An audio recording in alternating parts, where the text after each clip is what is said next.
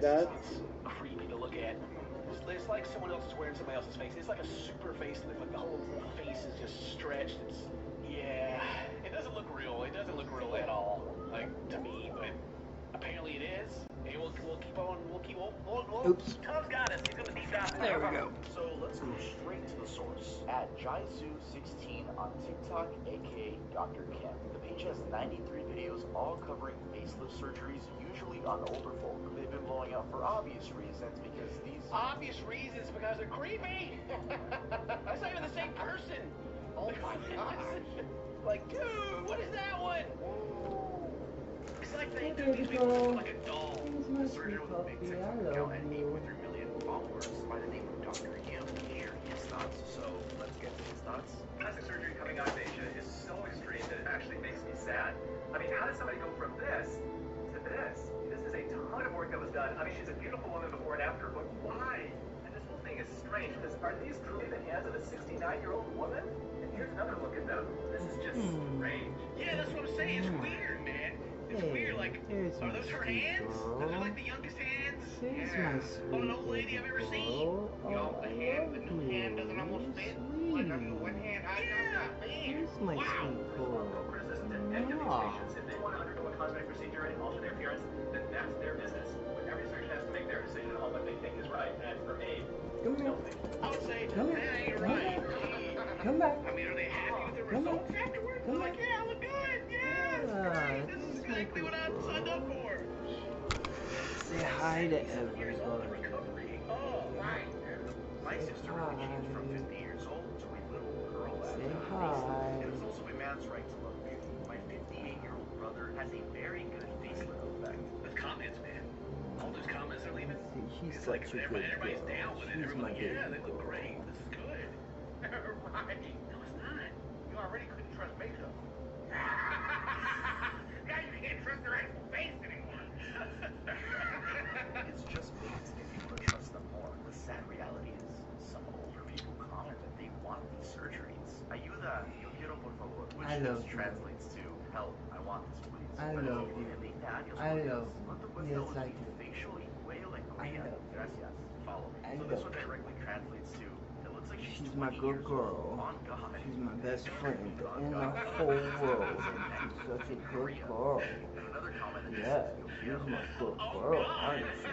Yo, oh, God. No bag. Printer, man. Yeah, let me get that. Look, any older people who are watching this video, I know I'm only 21, but I promise you, you're beautiful the way you are. You don't I need love a you. facelift, especially one by I Dr. Kim. love It's you. Like giving the uplifting speech, like, hey, look, She's you a know good what it is. girl. Like, She's a good nobody girl. needs this. Nobody needs anything from She's the Dr. Kim. sweetest Holy dog crap. ever. Please, I'm so save blessed. yourself. Yeah, So he's I'm supposed blessed go to out the have video, you he's in my supposed to, life. go through more of, I like, am. who Dr. Kim is, like how much it Sweet costs girl. and everything like that. So, because I was about to say, like, how cheap? Why are you getting this just like dirt cheap or what? We should get to that later. Do your research on it. Don't just see a random TikTok and say, this is it. This is going to be my life-changing experience that I'll never be able to take back. What are you talking about? It's people doing tattoos all the time. Yeah, true. Other people, it's different though, kid. It's different. Maybe. So I was clicking the hashtags on Dr. Kim's posts, and they led to more facelift surgeries, but by different accounts. Dr. Sam and Liang Gu. We'll just call this one Liang. Okay, so there's multiple Kims. There's not just one dude. Okay, this is the whole thing. The first thing I wanted to know was who the hell is Dr. Kim? I tried copy and pasting his name, but that led nowhere. Then I tried reverse image searching his profile picture, but that too led nowhere. Zero matches. He's not real. Oh no. Dr. Kim and Liang both have WhatsApp links in their bios, and they both lead to the same account. Jaizu-GJ. Jaizu. What? The plot thickens, sir. Yes. What is going on here? It's like a scary movie, dude. I keep getting uncommon, regular ass rewards. I'm so invested, I don't even know how to feel right now. So I found yet another facelift account, but it wasn't your average It's a facelift level account. ball. I've This never got had one of a those facelift before. Bingo. And the user was Dang Jaizu, aka Dr. L. And his face. Oh, we found him. Is this? We got a lead here. Dr. L, yes. They're all doctor letters. okay, this is gonna be. Gonna spell something out, and I don't know where it's going. Yeah. And his Facebook cover picture already reveals a new character, Dr. Li Feng, and me, which, yeah, seems to match up with Dr. L. And what do their shirts say? If you zoom in, they clearly say Dr. Li Feng. And where are they located? Well, according to that Facebook profile, Shanghai, China. Okay. Interesting. All right, so are they all just the same person working at the same place, different accounts? Wouldn't doubt it, you know. I think don't they have like I think they call it like influencer farms. Is that in China? Where there's like a warehouse filled with like backdrops and people they're just. Is that where that is? Hang on, let me see. Let me look. I've actually never heard of that. It may not. I don't know if it's real or not, but it was just like ring lights and people filming and. I'm not going down that rabbit hole right now, but anyway, I'm just kind of wondering if it's kind of the same thing of just multiple people covering the same thing to increase the reach, you know?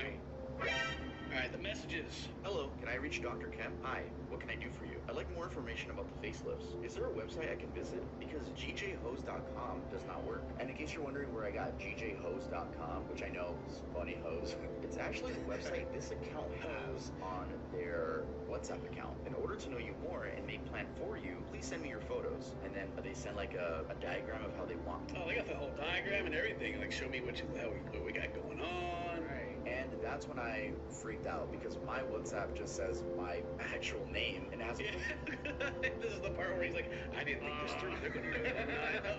Uh-oh. a picture of me. I can't send a picture of me because they're gonna know. So my mom was one information. So I made up a lie. Oh, okay, the person that wants this is not me, but rather my wife. We'd like to know the prices. My goal was to get the prices and location and name of the person that does these surgeries. I send a picture, I say, this is her. Sir, I saw the photos you sent, and your wife's facial proportions are great. I would suggest to consider a mini facelift. The results of the surgery are expected to last for at least 10 years, which is already insane. You know, like, it seemed like they buttered her up at the beginning. Well, she looks great, but she could improve these things. The guy, yeah, you know what? She looks pretty good, but we can rebuild her. We can make her better. Trust. Yeah. 10-year guarantee. 10-year guarantee. I'm gonna say manipulation, but if you're already an insecure old woman, they might just get you. And obviously, there's a lot of TikToks proving that they got a lot of people. I don't know if they're trying to scam. That seems like kind of your basic, like, you go to them for help, and they're just telling you what they can do to help, right? You know? Right. Like, you look great. They're not going, well, what if they say, man, god damn, woo! That true wife needs help, bro. Like, You came to the right place. They sent me image proof, okay? And they think this is good. This is what they sent me. There's some examples of what. As you can see, her face is strapped on from the back here. Yes, very good. Texas Chainsaw Massacre, this face on. This is the one that really got me. This one. Yeah, I was gonna say that one's like. The other ones are like little mini faceless. This was like. It's like watching a Mortal Kombat move and they like grab the back of your face and just like stretch it until your head pops off or something. Like, look, if they got so many pictures, I guess that's what people want. If they're sending these pictures is like, this is what you can look like, then they're like, great, that's what I want. And he's like, say no more. Let me get the crane and let me hook you up and just pull that face back. You know, Yeah. hook it up to my truck outside and hit the wheel floor and pull that skin as tight as we can. This is let's just say unpleasant. Gross. So yeah, it's just scary that this to them is like the solution. Of course, I had to pretend, wow, how much will this cost us? We're in the United States. It would cost $5,100 in total. I will also arrange airport pickup and accommodation for you. Do you come to China with your wife? All right, let's stop there. So first the Dude, let's stop there. $5,100. We'll fly you. Are they paying for plane tickets too? Plane tickets to fly you and your wife out. Accommodations with Surely a not. hotel, right? At least a hotel. Okay, no. Okay, no. This can't be flights. Also, it'll cost $200. I will arrange airport. I'll arrange pickup and accommodation. So they'll come pick you up from the airport and then put you in a hotel or something, or you stay at the hospital. I don't know.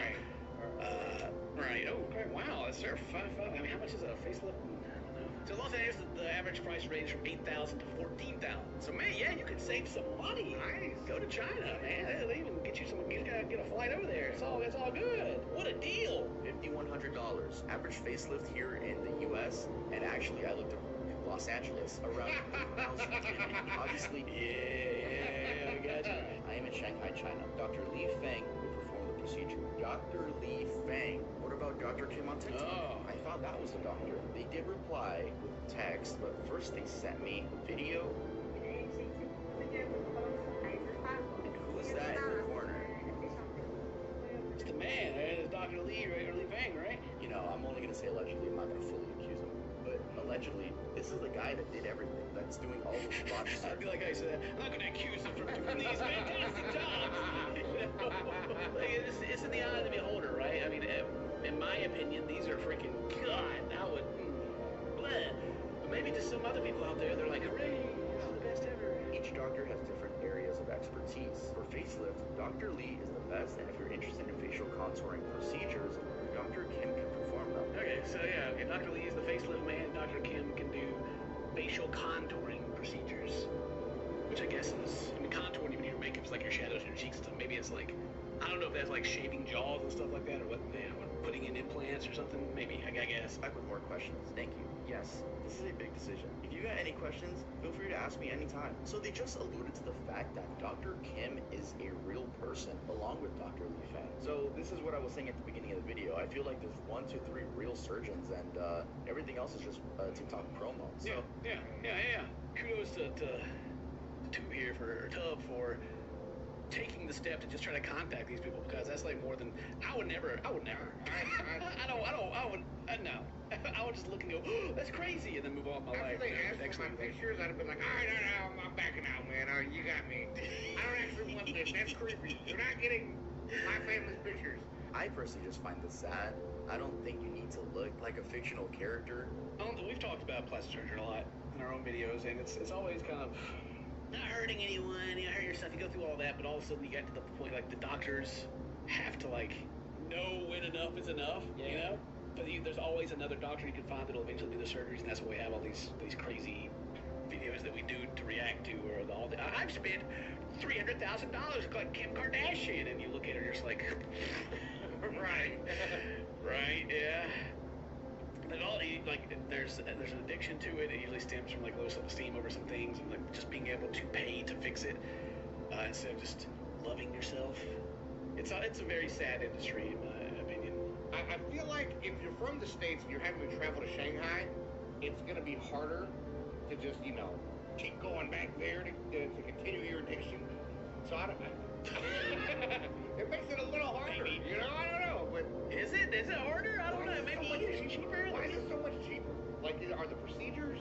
Well, there's a whole like economy crash thing or whatever that's happening in China right now. Like it's hitting the fan over there. Like that's like again that's a whole another deeper kind of like world economy stuff. How it's like it's not that good everywhere in the world. It's actually overall world economy is kind of in the trash can right now, but everybody's pretending like it's good. And especially China, it's like really having a bad time. So yeah, I mean that's the same thing for getting like exports or imports from China. Like people will start businesses and they'll fly over and they'll want like shirts or they'll want like something made, and they'll find someone who can get the mold to make it, and they'll custom make it and ship it out to you, and you just resell it. And that's a lot of American businesses just do that. And it's just because it's just so cheap to get things from there, because that's their whole thing is like exporting so much stuff, and then everything is gonna be cheaper to bring them over and get you some surgery too. Do you think this is equivalent to, I don't know, like some of the videos we've done, right? Like the BBLs, get your BBLs done at the apartment complex or at the hotel, or are these legit? Well, that's the thing I've been thinking about this whole video is like, oh, well, you pay the extra money for the quality. And I wonder if the quality is even actually that different, or if it's just like what their idea of the surgery is. Like, maybe they could be like the most skilled surgeons in the whole world, but just their idea of like what is beauty. Oh, right. Is the difference, right? Well, anyway, that was interesting. Apparently there's another video that's got more going on.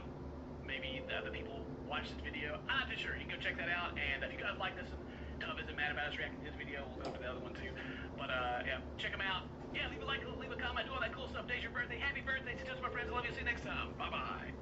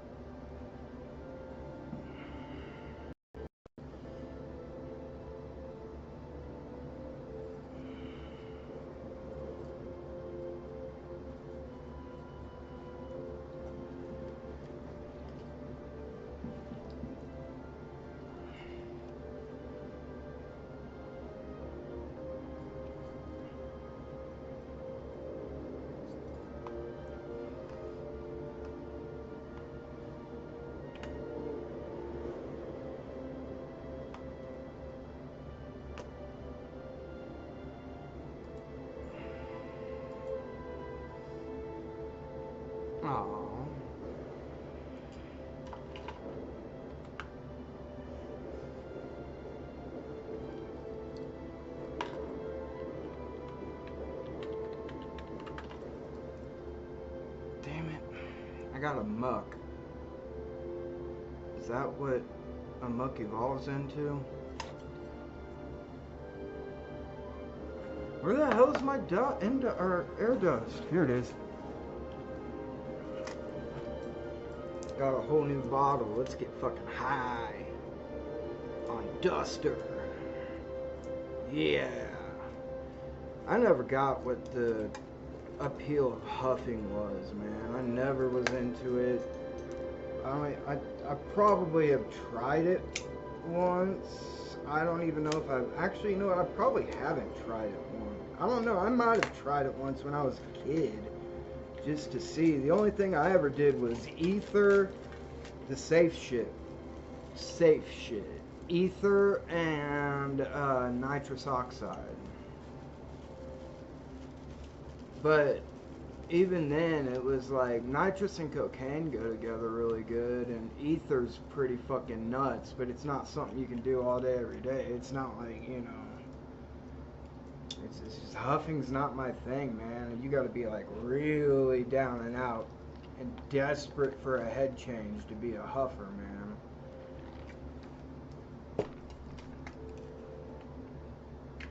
I just got this shit to clean, to keep my...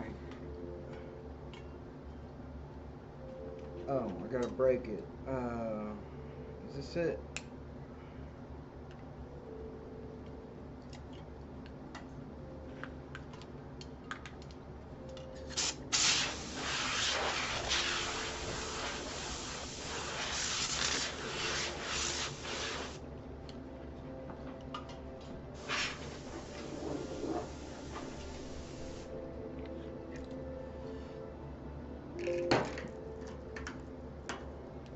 Oops.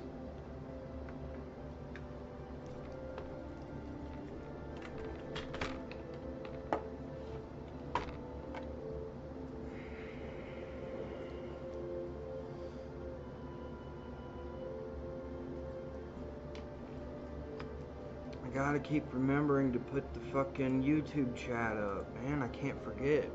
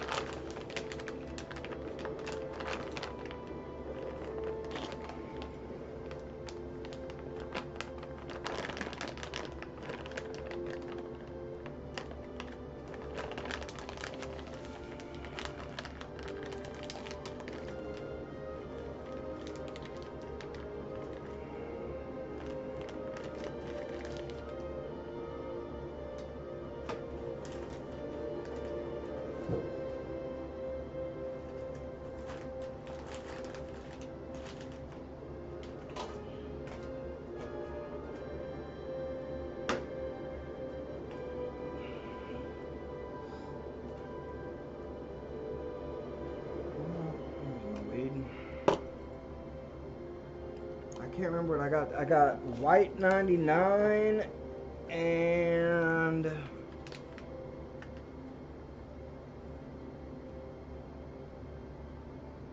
that's the white 99.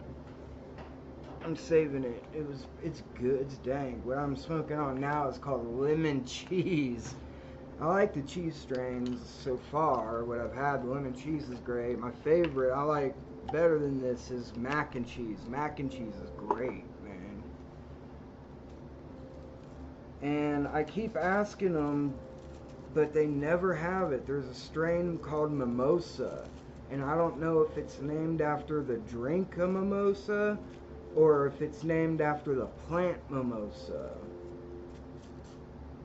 because there's lots of different kind of mimosa trees, but Mimosa hostilis actually has NN-DMT in it. That's actually what I always made all my DMT with, was Mimosa hostilis root bark. That's why I want to try the mimosa strain, just because Reminds me of the old days when I was making DMT and growing mushrooms. Hopefully those won't stay the old days, man. I almost bought a spore syringe, but I want to do it when it is legal so I can not have to worry about it, number one. And number two, that way I can immediately start inoculating, because spore syringes, theoretically, they should be good forever as long as those spores stay separated from each other in the fluid that they put them in. But I think it's just water, so eventually it'll go bad, and that's the big problem with growing mushrooms, actually, is that you make the perfect environment for mushrooms to grow. That's also the perfect environment for other funguses that come in. That's why you've got to sterilize everything. Like the rooms that we did it in, which was always a bathroom, we would bleach the walls down. We'd even bleach the ceiling down, man. Like, we sterilized the fuck out of everything. Because just one little mistake, although mushrooms do have mycelium, which is the actual, like, plant. Mushrooms are more like the fruit. They only grow and then they die within like 24 hours. The actual plant is the mycelium colony that goes throughout the dirt and shit. Because we used horse manure. But even the horse manure we had to sterilize. Because any fungi or bacteria that gets in can start a colony and ruin your mushroom colony. So, and any time you open it up to look at it, that has a chance. Just you breathing on it has a chance to get other fungi on it. Like, what's in our aspergillus? Is that's what's in us? Most people have like aspergillus in their throats.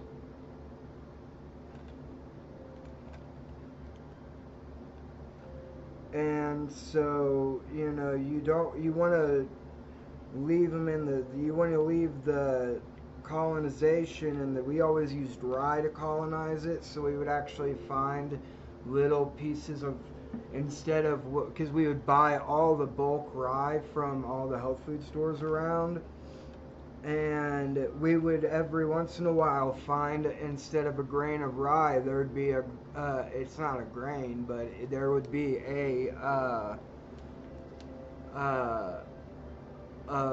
fungus called holy shit, it's what they make LSD out of. It's what acid made. It's what they make acid out of. Or they first made acid out of. It's a fungus that kills the grain and grows inside where the grain was and takes nutrients from the plant that way. I can't believe I'm forgetting it.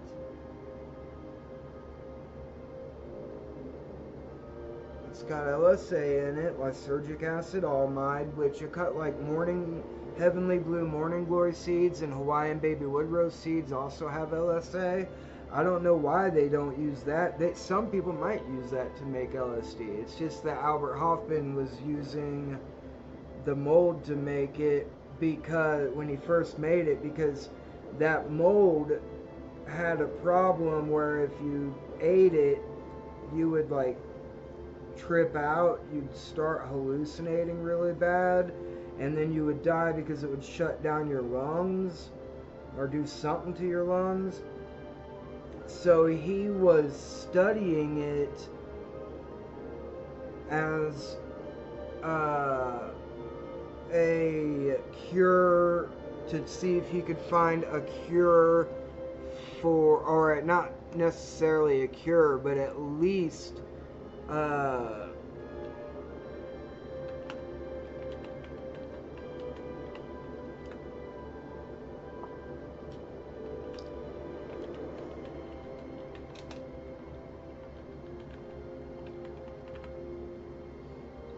but at least help with asthma. and it's, God, what is it called? That's fucking killing me. I can't. But we would find grains of it and save it, even though we would never. It would have taken us like 1,000 years to get enough that way. What they would do when they want to make LSD is they would inoculate the plant with this fungus, and so they could get a whole bunch of it. Like just finding a few grains in like a giant bin of rye, we would have like had to keep doing that for 100 years to get enough to make even a tiny batch of LSD. It's famous, man. It's what they think caused the Salem witch trials, because they used infected rye to make bread, and it would make these people hallucinate and go crazy and have, you know, like maybe frothy mouths because of the breathing issue, and they would call them witches, and they think that's what those Salem witch trial. Good, I caught it. The Salem witch trials were because they didn't understand that these people were actually sick from ergot. Ergot. E-R-G-O-T. That's the name of it.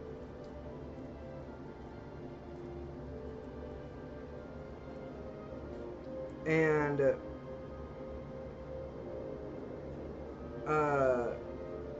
Albert Hoffman was trying to isolate and purify the lysergic acid almide in there, which is LSA, which is also, like I said, in Heavenly Blue, Morning Glory seeds, and Hawaiian Baby Woodrose seeds. And LSA is a good trip. It's a very mild trip, very mild. It's like a very mild acid trip. It's really, really nice, actually. It's really comfortable. It feels good, too, like acid does. But he was purifying it and purified it and turned it into, got the pure LSA, and then he did something to turn it into lysergic acid, from lysergic acid almide into lysergic acid diethylamide. And he spilt just a few drops of it on his hand, and a few minutes later he started feeling really weird, and he's like, I guess today I'm gonna pack up and go home early. And like he rode his bike like, I guess like a block or something, and he had to get off his bike and walk his bike home because he was tripping balls on LSD, because he dropped a bunch of pure LSD, a couple drops of pure LSD on his hand. And LSD is transdermal, because I'm not going to get into the reasons why it is, but it is transdermal. And he didn't know what LSD was. I mean, all he knew is that he made it from LSA. And he didn't know it would make you trip balls. So, and I don't even know if he knew like about mushrooms, and a lot of that stuff was looked down upon, even though they were doing drugs like morphine and cocaine and heroin that natives had used, poppies, which probably not on this continent, they weren't using poppies, but there were in other continents, especially in China, which is not a continent, but they used it a lot. I mean, there was, in fact, Britain and China fought 2 wars. They were called the Opium Wars. It was all over opium.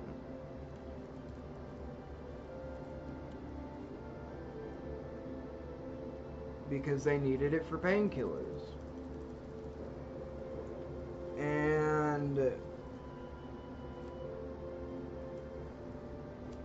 we still need opium for painkillers. Most painkillers are only semi-synthetic.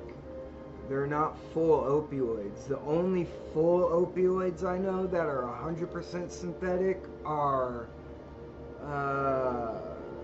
one that a lot of people used to get that they don't use as much these days because they've got like Dilaudid and better things, and fentanyl. It's one of the only opiates I never did.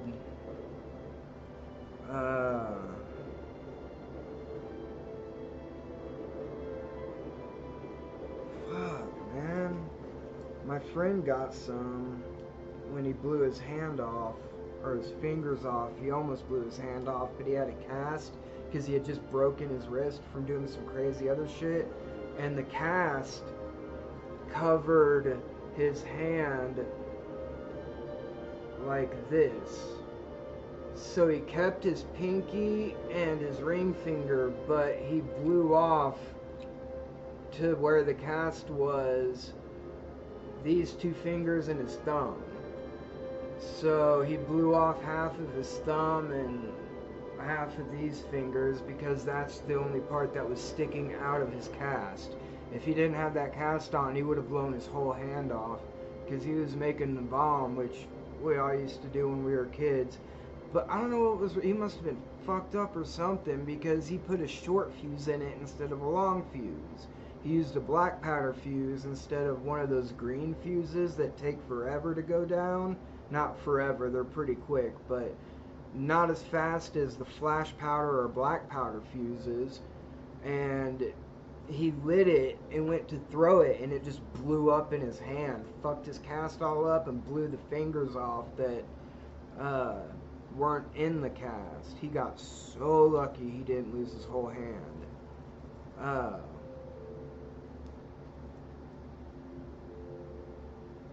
Demerol, that's what it is. They gave that to him. They gave him Demerol.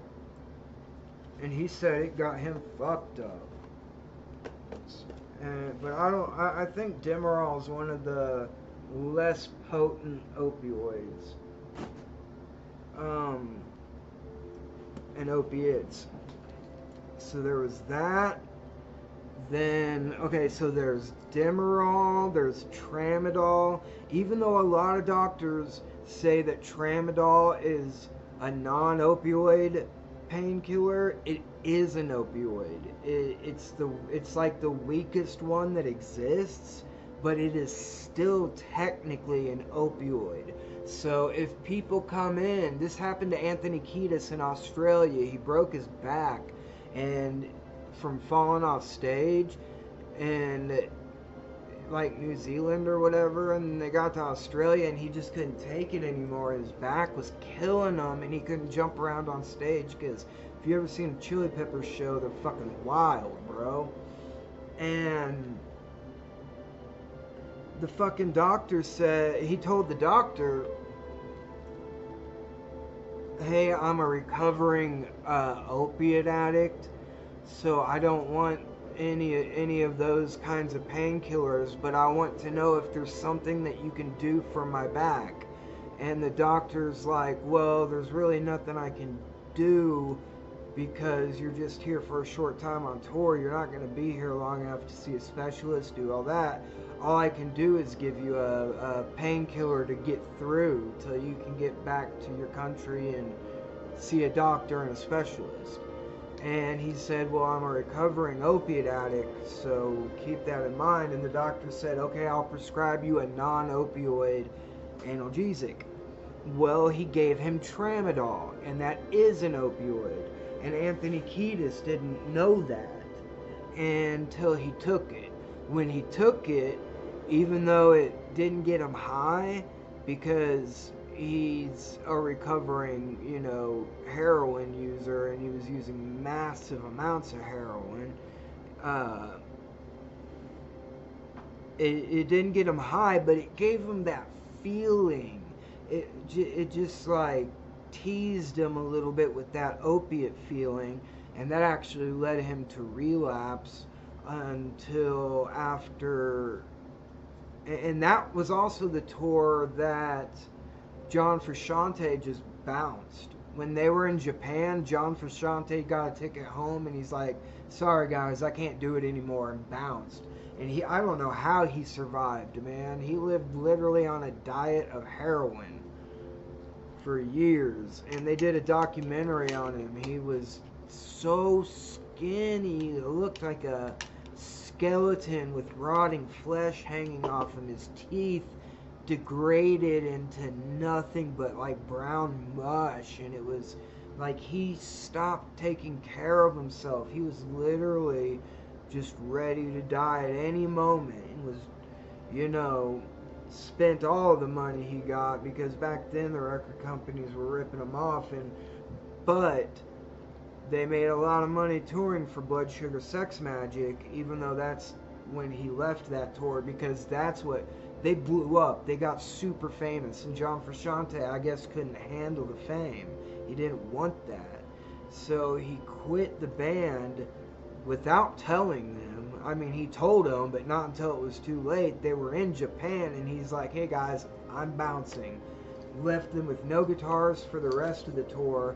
I can't remember if they got Josh Klinghoffer, which was one of John Frusciante's friends, and he also ended up being the guitarist when John Frusciante left the band the second time in the mid to late 2000s. Or no, it was after 2010, I think, because the album I'm With You and the next album, I can't remember it now. It's killing me. But I can't remember it. Those were Josh Klinghoffer playing, and then John Frusciante came back in for their last album, which is amazing, dude. What's it called? Unbridled Love?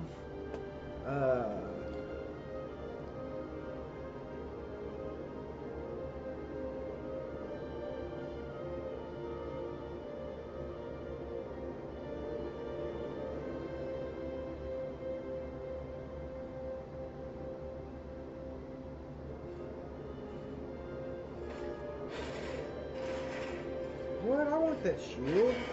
I want to start playing Elden Ring again.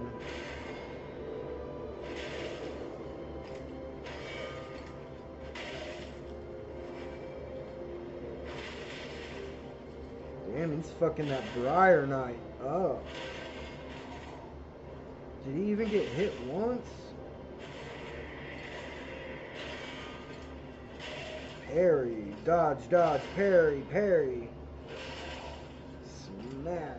Why isn't he falling off the cliff? I think they might have put a wall there so he can't fall off. Nope, he fell off. They both did. Oh, he's fucked too.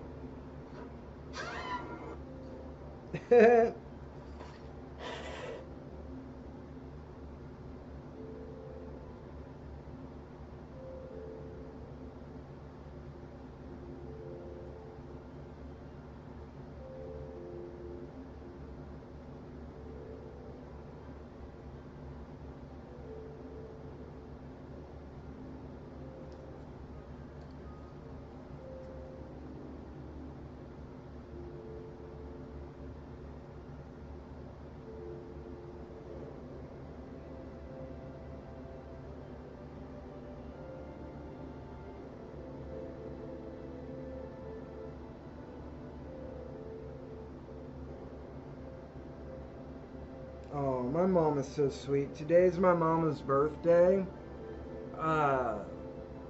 And I got her I don't have it. It's already, I mailed it already, but I got her a really beautiful blue moonstone moon necklace. And I'm not gonna lie, I know it might make me, it is very selfish, but I hope you don't judge me for it, but I almost kept it. I did not think it was going to be that high a quality of moonstone, because I could tell all the pictures were fake. They just found stock photos of women and stuck a picture of their fucking necklace on her. And I know because it was the same woman in the same pose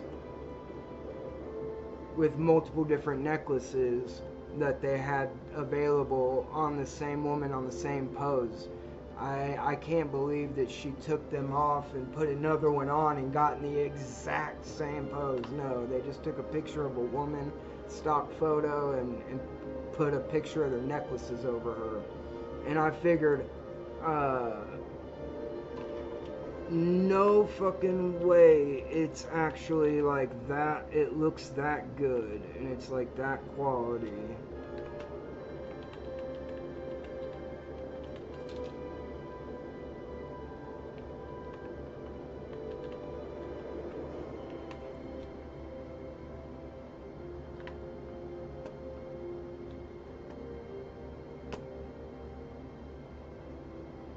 But when I got it, I was like, holy shit, this blue moonstone is gorgeous. And when I took it out in the sun, shit shined so blue. And it was such a high quality stone. It blew my mind that it was really that high quality of a stone with such a great carving of a crescent moon. Like, because there had to have been a hell of a lot of waste to make that. And alright. And it just kind of blew my mind how good a quality everything was.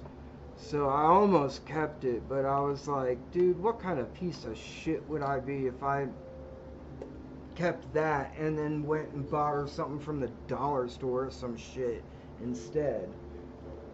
Nah, man, I had to give it to her. And I got it to her because to me the moon, especially the crescent moon, is a symbol of love. And blue to me is the color of love, because that was the color of the lightning in God's eyes when I met her.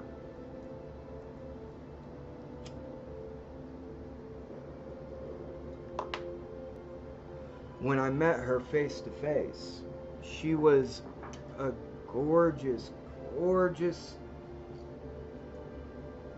like, woman that looked Native American, but she was a stone statue, but her eyes, and the statue was so huge, like so tall, it was taller than any structure in Earth. I feel like if she had been on Earth standing on the ground, her head would have been in space. Like, maybe even her chest would have been in space. That's how huge this thing was, this statue. And I was shown the way to her by 3 priests that were dancing, and they were stone. They were statues. They looked like typical Aztec or Mayan priest statues, and they were dancing like this. And when I started doing the dance, because that's usually what the DMT entities want you to do. They just want to communicate with you and show you things. And when you show them that you're trying to learn from them, they always get super happy. Because even though there's obviously a language barrier, because who even knows if in those realms if they can actually talk. They might communicate in a completely different way, and that might be what they're showing us how to do. So when I did the dance that the priests showed me, I didn't know they were priests. I mean, they looked like the typical Aztec Mayan priest, but I didn't know that they were priests of God until I did the dance myself. Even though I didn't have a body, I had the thoughts in my head of how I would actually have to think to move my body that way. And when I did it, the last move of the dance was that to my left, and I looked down, and from my hands, when I went like that, a path shot out of this infinite realm that I was in, but somehow I could still see the edges. It was all jungle colors. And I looked down the path and got sucked down the path. It was like I blasted off again. If you know anything about DMT, you know blasting off means you leave your body. And I blasted off at first, obviously left my body, went to this realm. It was like I blasted off again and went to that giant statue of God. And I didn't know it was God yet. It just looked like a giant Native American woman. And she was so huge, so massive, that I don't even know how I could have looked up and seen all of it. I don't know how all of it could have been perceived by me.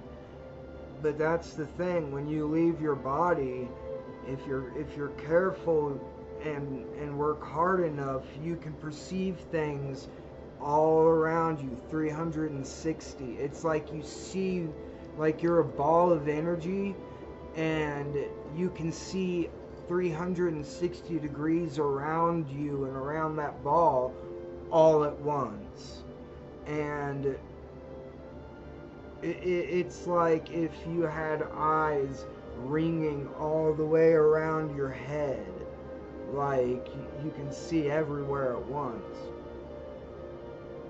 So when I was at the bottom of the statue, like her toes were like way above me, like the size of skyscrapers, and that was just her toes, dude.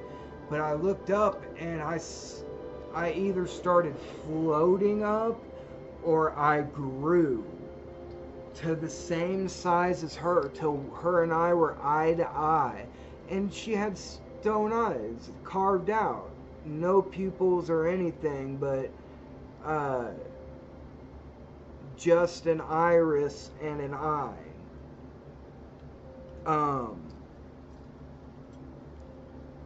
Or I'm sorry, not an iris, because none of the parts of her are her eyelids and her eye. There was no detail on her eye.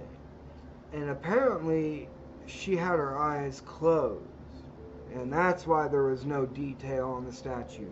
Because I tell you what, man, when I got big enough or high enough that her and I were eye to eye, her stone eyes opened up.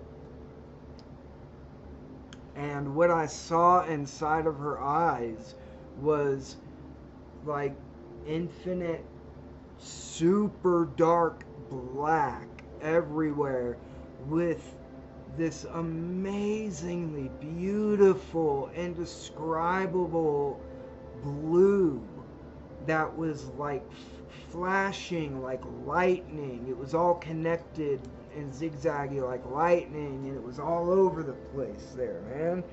And it was the most beautiful shade of blue, and it's like the color of love, man. I don't know how else to explain it. And then I got sucked into her eyes. It was like I blasted off for the third time in one trip. And when I was inside of her eyes, I felt like I was being cradled by pure love, an infinite love. And to get this, I took a heroic dose of DMT, what's called a heroic dose. I'm not saying I'm a hero. That's just what it's known as when you take a super high dose of hallucinogens. It's called the heroic dose. And I didn't know that. My friend put a pretty normal amount, between 50 and 100 milligrams, somewhere around there. That's a normal amount to be able to make sure you blast off, is 100 milligrams.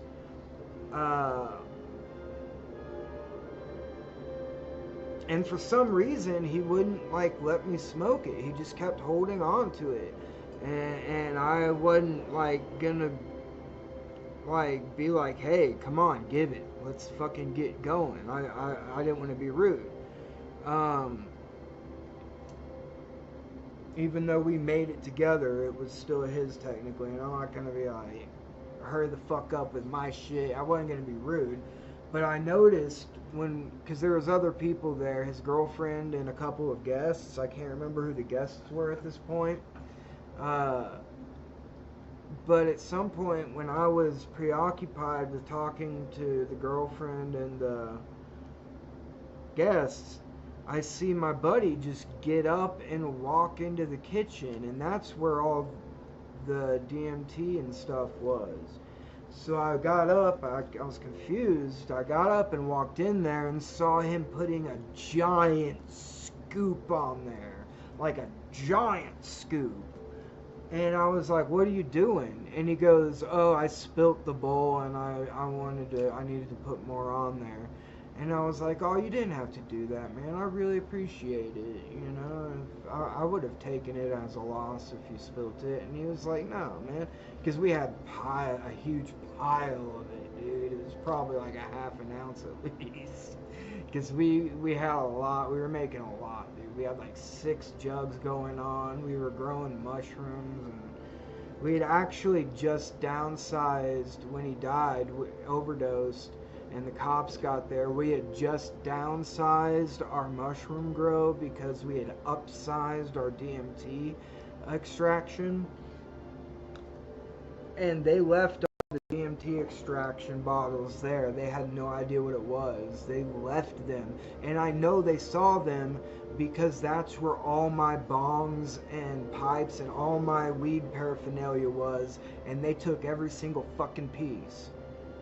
So I know that they saw those jugs. They probably they were in gallon wine jugs. They probably, and it looked dark, purplish, because mimosa's actually used as a leather dye to make it dyed dark red. So, they probably just thought it was wine. Because it looked like wine. Although there would have been a small layer of naphthalene at the top, which I don't know how they didn't see. And if they opened it up and smelled it, it would have smelled horrific because we used live sodium hydroxide to dissolve the plant material to get the chemicals and not the chemicals, what's it called in a plant when it has things that do something to the body? Alkaloids.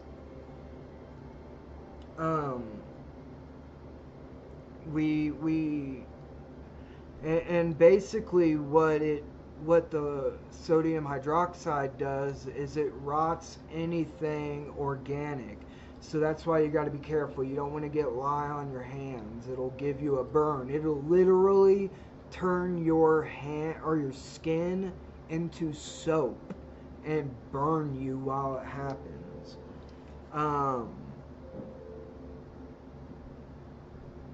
So anyways, I go up there, I take one hit, and I'm like immediately tripping balls, and that usually, like, that takes a few seconds or so to kick in, and I realized, I was like, you didn't spill anything.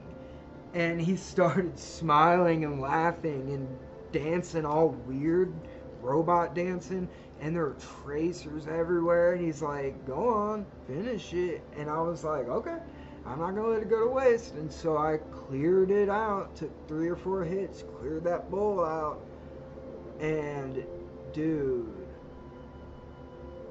instantly, like, I just laid back and didn't even have to fight the feelings of trying to stay in your body. That's one of the hardest parts about blasting off on DMT is it's hard to let go of your body because it feels like you're dying. It feels like you're leaving your body, and it's scary. It's scary because your instinct is, I'm not going to come back if I leave. I got to fight this, but you have to get over that so you can have the longest and the most enjoyable and safe DMT experience possible. And that's what I did, and I immediately laid back and blasted off. And that's how I met God, is I got dosed like crazy. There's probably like a 1/4 gram on there, honestly.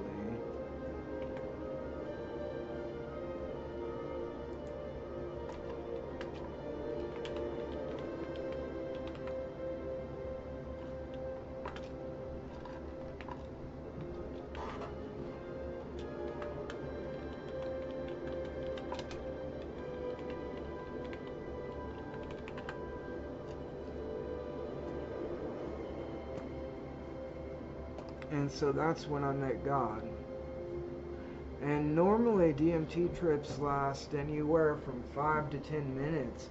But mine, you'd think I did such a huge dose, or 5 to 15 minutes. You'd think I did such a huge dose, I'd be tripping balls for the longest time possible. But it was only 4 or 5 minutes. Even though it was like an eternity in that time, in our time, it was only 4 fucking minutes. And I'm like, I was still seeing tripping a lot, but I was like, that was so short. How did that happen?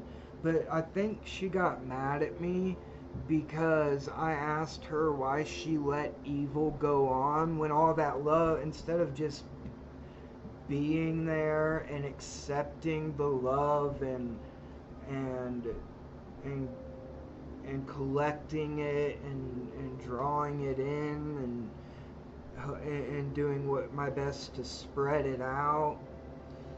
Instead, I was like, well, I got God here. Why don't I talk to her and see why there's evil in the world? And the conclusion that I come to is that God is not omnipotent, which means all powerful. She might not even be able to interact or come to this world through normal means. And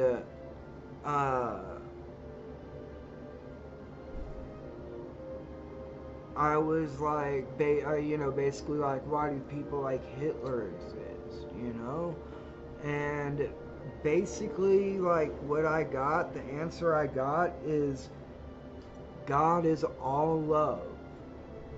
And some people love to do bad things to other people. And as fucked up as that is, they love it. So it becomes a form of love. There's like that famous poem, love can be kind, love can be tender, love can be, all these different things. But that's another thing love can be, is toxic. And everybody's had a relationship with someone that, the sex is great, but the mental connection, they're not the same type of people. They're not someone that they would normally hang out with.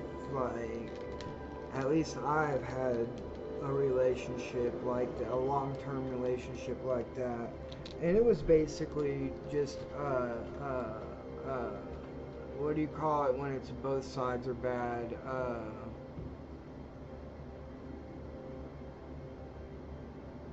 What kind of relationship? Not a toxic relationship, it was, but codependent. We were codependent we were dependent on each other instead of ourselves.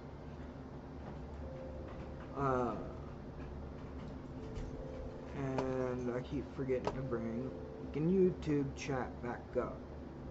Sorry, YouTube. Now,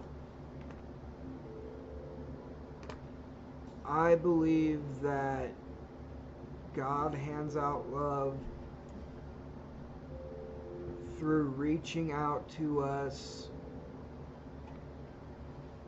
in any way she can, through dreams, through any kind of love. That's why if you've had somebody that you've really been in love with, sex can actually be like a religious experience. You can like feel your souls intertwining,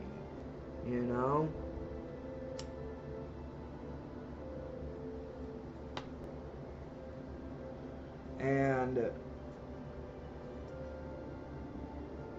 like two people sharing a really sacred love. And so anyways, I asked her, like, why does she allow evil to go on, and I just got kicked the fuck out. It was like I went backwards as fast as I had blasted off forwards, but came slamming back into my body, and it had only been like 4 or 5 minutes. And I think it's because I I basically blamed her for the evil that goes on Earth, when all she does is give us love. It's up to us what we do with that love. If we twist it and turn it into something disgusting and evil, like some men love to manipulate women. They love to gaslight them, make them reliant on them, make them dependent on them so they will never leave. There are some men, and women that also do that, and it's not God's fault that man will twist that love and turn it into something that is harmful to other people.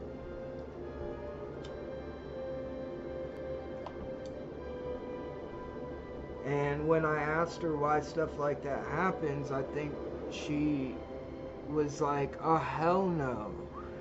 You're lucky I brought you here. I ain't gonna let you talk to me like that. I ain't gonna let you blame me for the humans doing bad things. She kicked me out, bro. I've seen her a few times since. One God I saw, and I was awake. I wasn't asleep this time.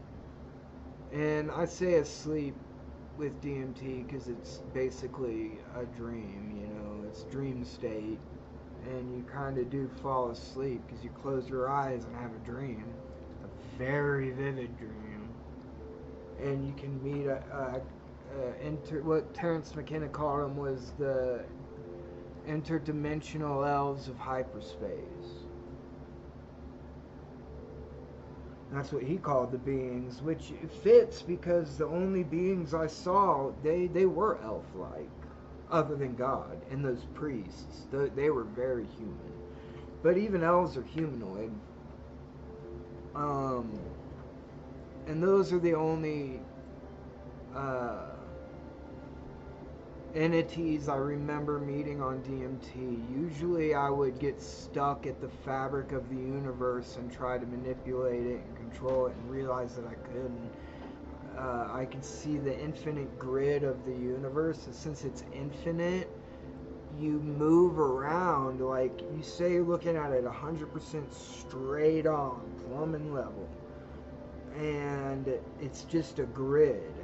But behind that square grid is an infinite number of more square grids. So it's more like a cube. Even though, or maybe I should say a tesseract. And I realized by moving and looking in certain ways, I could get any pattern, and the colors were a part of it too. I could get any pattern, anything that I wished to see from this, and it was all about how I moved through the environment. And that's why I think it's the fabric of the universe that I was seeing, because it can make everything, any shape, anything, from straight lines.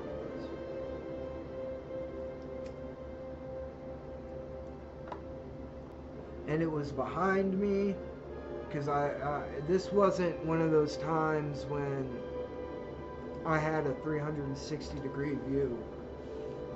This was when I was just seeing like I normally would in front of me. And, I'd turn around and the infinite grids went that way, that way, that way, X, Y, and Z axes, infinitely. And probably other ones, which is why I say maybe instead of a cube, I should call it a tesseract. But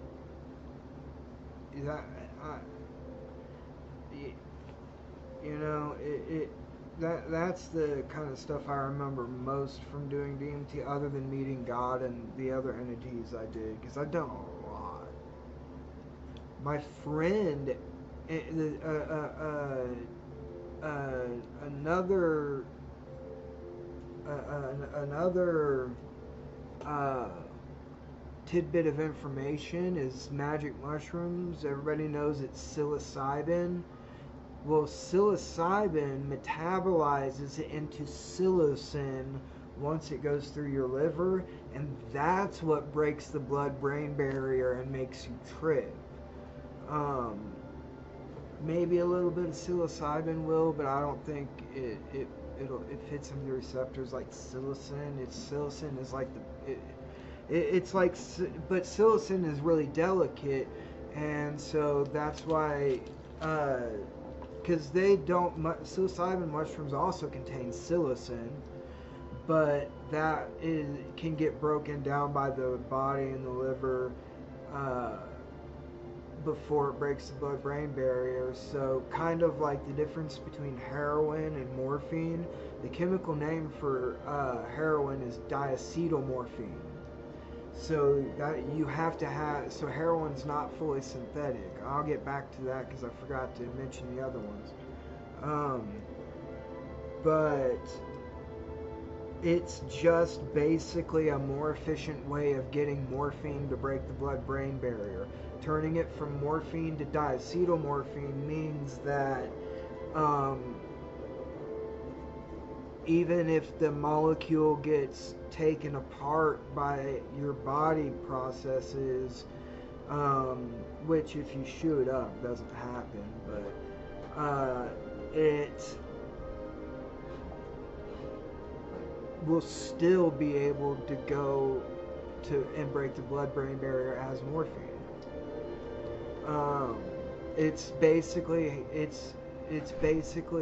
Heroin is basically just a more efficient way of getting morphine to your brain. And it's a more powerful version of it as well, about 10 times as powerful.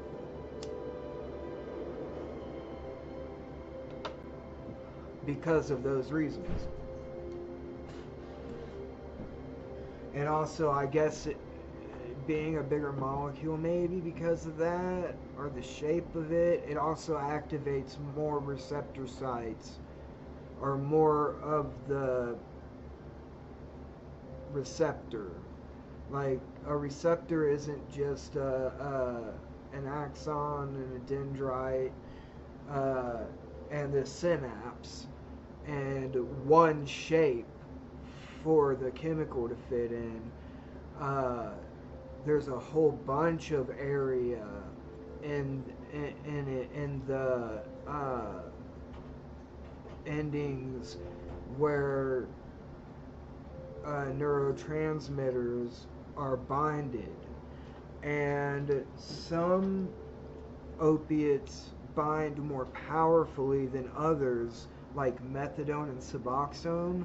And that's why they use them for treatment, because if you miss a day, you're not going to go through withdrawals and be seeking for drugs, start drug seeking again.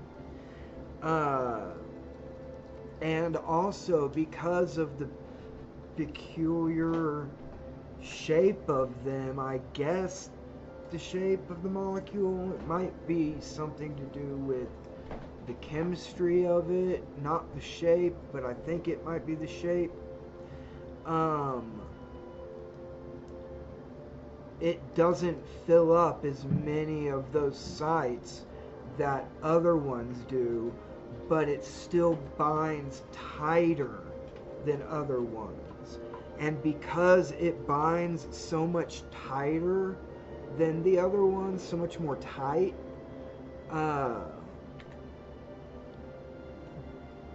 they will fill your opiate receptors and not allow other opiates to bind. That's why if you're on methadone or Suboxone and you take other opiates, they won't work. Wow, what? Arctovish.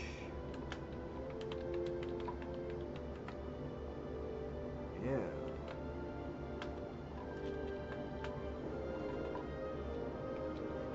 Damn it.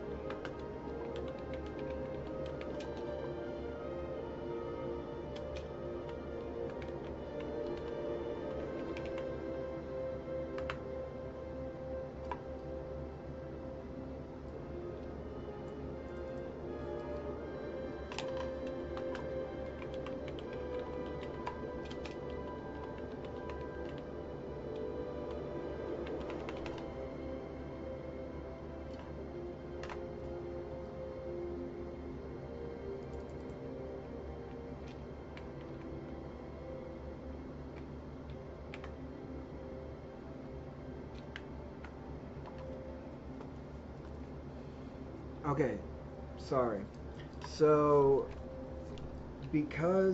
but also because, especially buprenorphine, which is the main opioid in uh,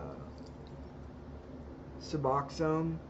It's just that Suboxone also has Narcan in it, but the half-life of Narcan is only 10 minutes, and that's why if you've done enough opiates, after the Narcan wears off, you can overdose again, and that's why boxes come in twos, and it can sometimes take multiple shot or hits of Narcan for people to make it to where they can be put on a ventilator if need be, or till they get safe enough to where they're stable and breathing. If you're not an addict, because the methadone and Suboxone bind so tightly to the receptors, they will get you very, very high. But because of the shape of those receptors and it not activating the whole site that the other more powerful opiates do, if you are a very addicted individual with a high tolerance, they do not get you high. Like, you can't even feel them, honestly. I've done both treatments, methadone and Suboxone. And trust me, I had a high tolerance. I don't want to get into it. I had, honestly, the high tolerance of anyone I ever met. And the highest tolerance of anyone I ever met. Until maybe recovery, but I got into recovery. But still, even being in recovery, I still think I had about as high as tolerance you can get without killing yourself. But so I don't feel methadone or Suboxone. And also because Suboxone binds so goddamn tight, it really messes. It can really get you high if you're not an opiate addict, and it's really dangerous because of that, actually. And that makes me mad that the same company that got charged the most in the opioid lawsuits is making tons of money on Suboxone, and they're pushing for it to be the main form of treatment, even though in their own original paperwork that they submitted to the DEA or the FDA to get approved as a use for drugs on humans, it says in that paperwork, because I fucking went through it, that Suboxone is better for people that would quit opiates if it were not for the physical withdrawal. Like, say you had a major injury, major surgery, and you were on opiates for years, and you didn't need to be, and you decided to get off. Well,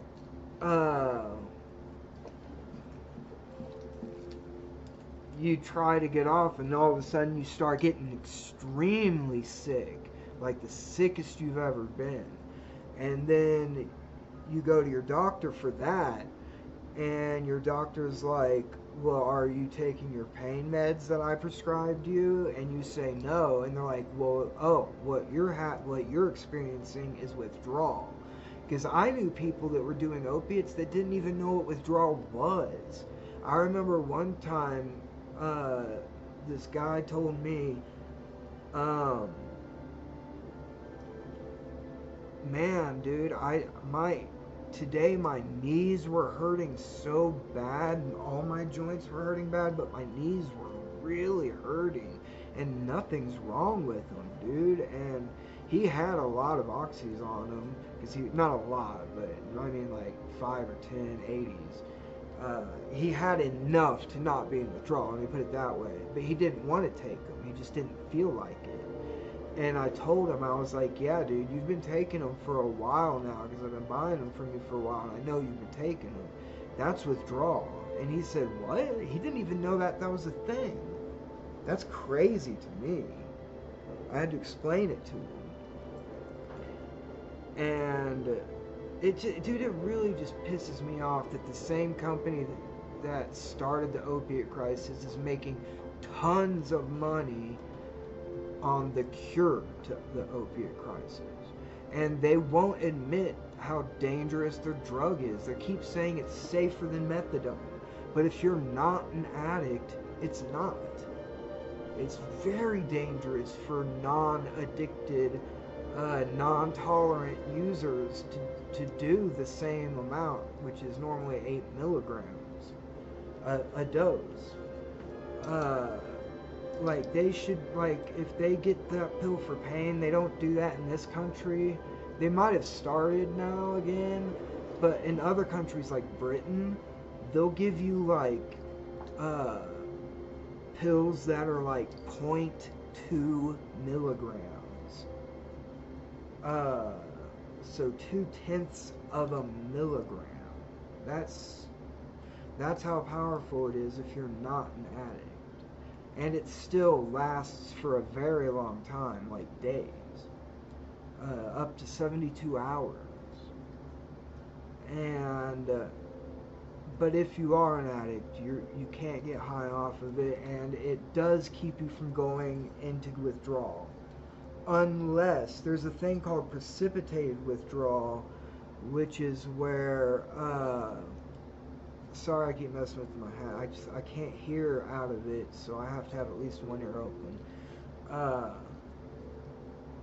If you're on opiates and you take Suboxone, because it binds so tightly to the receptors, it'll knock any other opiate you're on off of the receptor sites and bind to the receptor sites. And since if you are a legitimate tolerant addict, Suboxone, you don't get high off of it. It immediately makes you sick. It's called precipitated withdrawal. It's when you take Suboxone and you're still on drugs. That's why it might not make sense, but that's why doctors ask you to stop taking opiates for 3 to 5 days until you can't bear it anymore, and then you take the Suboxone. Because of the chance of precipitated withdrawal. And it's not because of the Narcan. The Narcan is useless in those. Unless you I don't know. It's just useless. It just is. I've shot them up before. I'm not proud of it, but I've done it to try to get high, and it didn't work. But it wasn't because of the Narcan. It's because of buprenorphine. I couldn't get high on it. There's also a ceiling effect, and I believe it's 24, but the official ceiling is 32 milligrams. So 4 8 milligram strips a day is the max. And that's enough to, like, hit everything. And eventually what you're hoping for is for synaptic pruning, and that your body will start making its own again. But that sometimes you've permanently ruined it, and you might need to be on those medications for life, especially if you did it when you were young. Now I thought that said Actovision. It's Arctovish. I'm like, Activision, that's a Pokemon now? They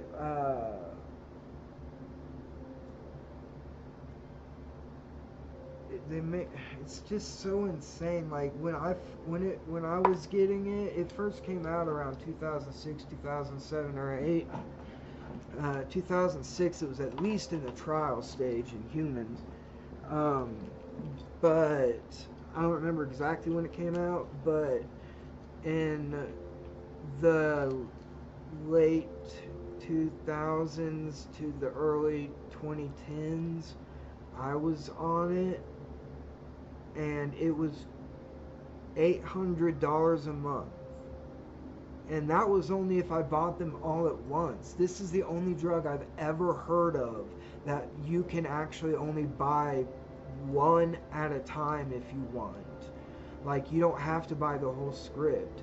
And it's so fucked up that they had to make that rule for this drug because they knew that they were making it so expensive that that people might not be able to afford it, and they might have to only buy what they can afford daily. It's fucked up. I remember they were like, that ended up, if you do that, if you bought everyone for that price, they were $12.50. That means that, or they were, like $12 and whatever the tax on that is. I don't know what percent tax we have. Honestly, I don't remember, or what it was back then. But that means that the script is $1,200 a month. If you're going in there 3 times a day buying it, and that's not even for if you're doing 4 strips a day. I was only doing 3 strips a day because I think 24 is the max. I think that's the ceiling. Statistically, it can go up to 32 apparently, but I think 3 is fine. And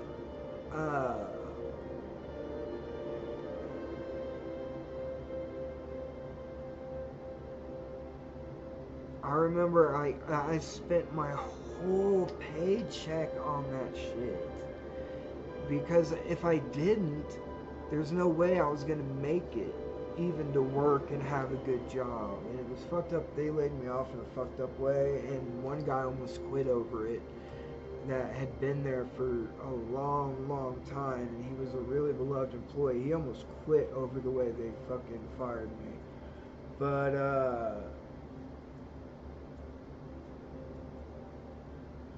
like, I think they fired me because I was in treatment. Honestly, that's what I think it was. But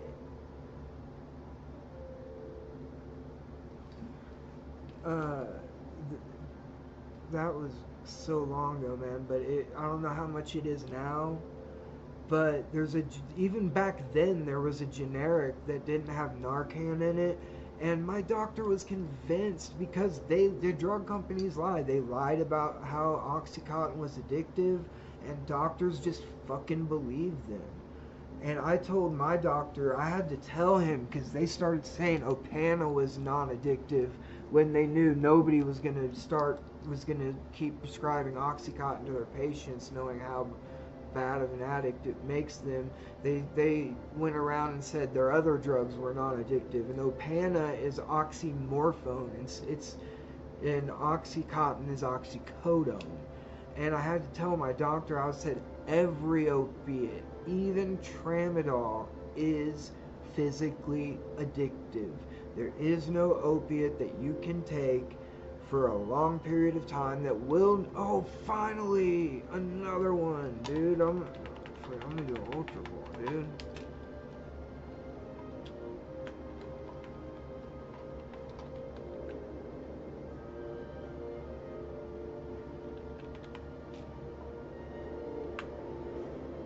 I haven't caught any of the last few, so come on, man. Hook me up.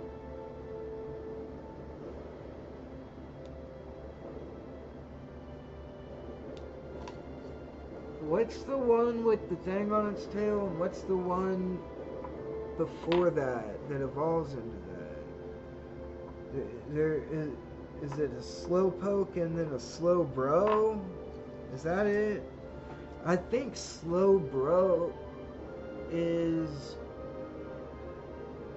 the evolved one, right? Or is it a slow king after it evolves? No, that's Kingler. Evolves from Krabby and another one, I think.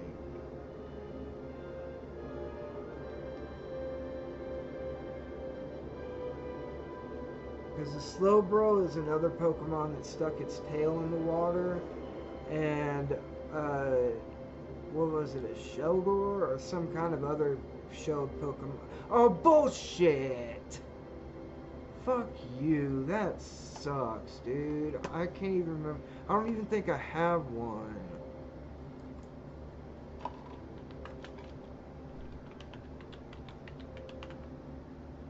God damn it, that pisses me off.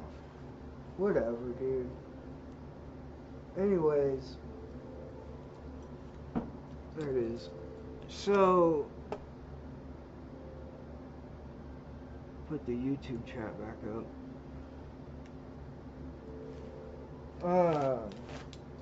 Tobacco on me. Ashes. It's super fucked up that, like, in their own paperwork it said that for people that, like, got it from a doctor and then couldn't stop taking it because it would give them the physical withdrawals, like, and that's the only reason they're still on opiates, Suboxone works better for them.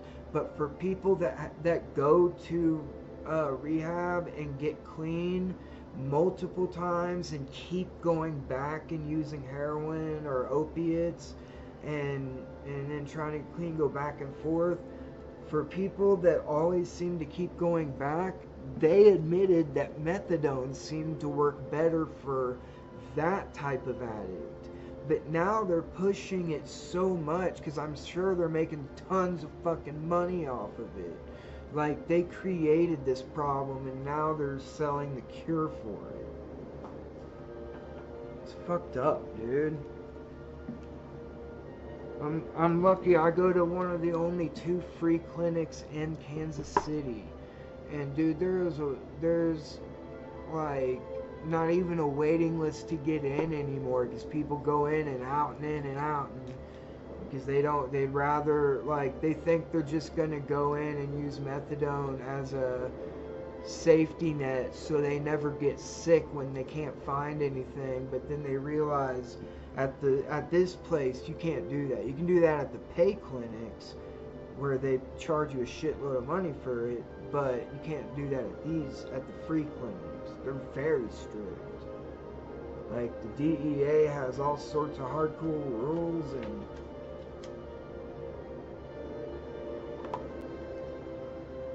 they found out that some of the rules were not being followed, and they took $2 million back from I'm not trying to dox anything. You'll figure it out if you know anything about treatment, but this is the clinic I have is their first foray into medicated assisted treatment, and now they bought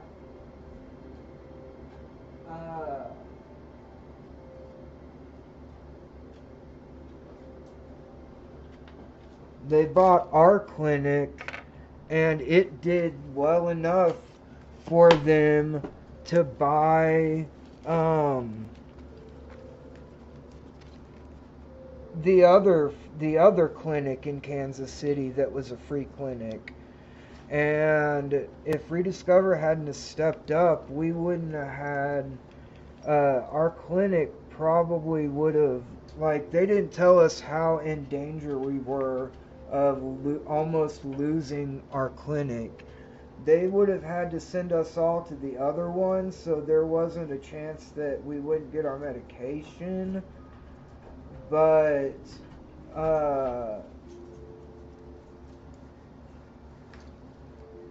and legally they would have to at least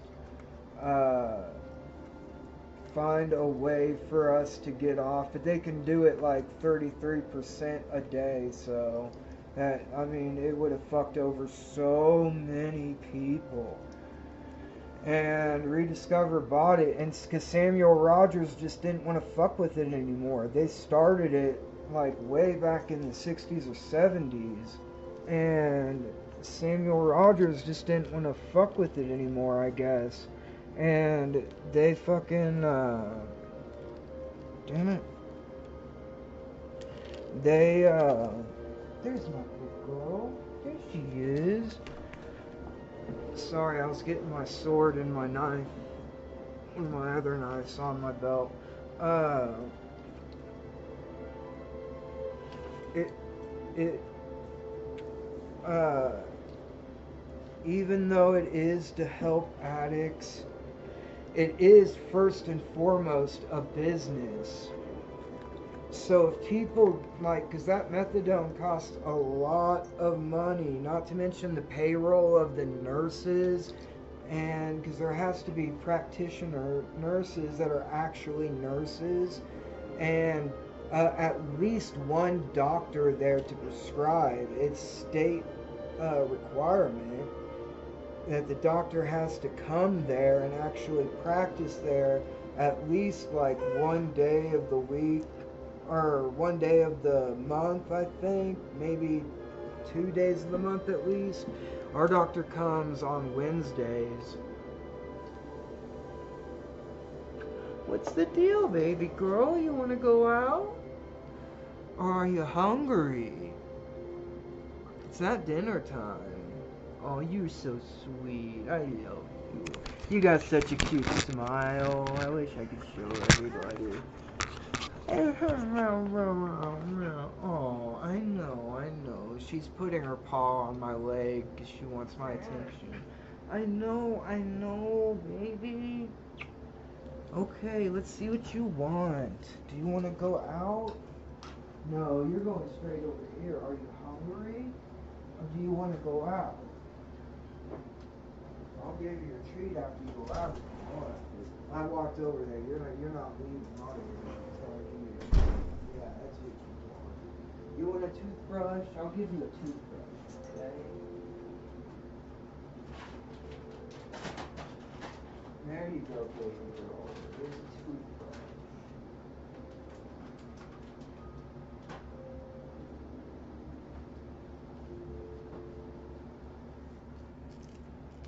She loves her toothbrush treats. So, I mean, I'm getting like going on a whole fucking long length about this. It makes me mad though that Purdue is making so much money on Suboxone, and now another medication. So Suboxone used to, or Oxycontin is just pure oxycodone without any fillers. Usually in Percocets, it used to be called Percodan. Like it would be 5 to 15 milligrams of oxycodone, but there would be 325 to 500 milligrams of acetaminophen, meaning you couldn't take more than like 10 or 20 a day. And if you did that for a long time, it'd probably fuck up your liver. And that's why actually for a long time, the most overdosed drug in the country was aspirin. Or not aspirin, Tylenol, acetaminophen. Because people would be in serious pain. They would get these meds, these opiates and opioids that have acetaminophen already mixed in the pill, and then they also go and buy over-the-counter acetaminophen, which is Tylenol, and they don't know that Tylenol is acetaminophen, and they're taking tons of Tylenol, and then they're taking these other fucking Tylenols that they don't know they're taking, and then by the time your liver starts dying, it's too fucking late to reverse it.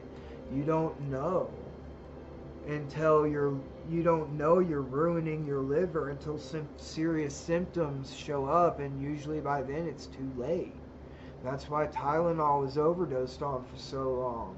And so they made Oxycontin without any Tylenol up to 160 milligrams, which is nuts.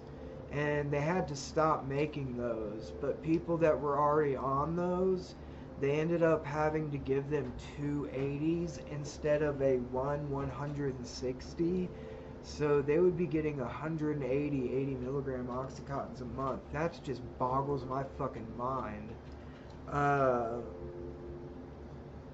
because the FDA came to him and was like, you can't make the 160s anymore. Too many people are dying. Too many kids are dying. Like, because, you know, a kid that's trying something new, they say, oh, well, one of anything isn't going to kill me.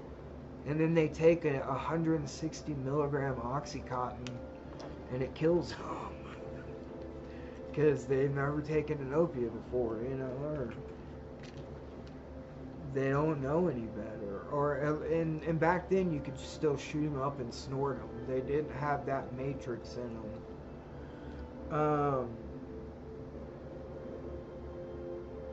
And so now their Vicodin has always had acetaminophen attached to it. And even if it doesn't, it still never went past 5, 10, or 15 milligrams.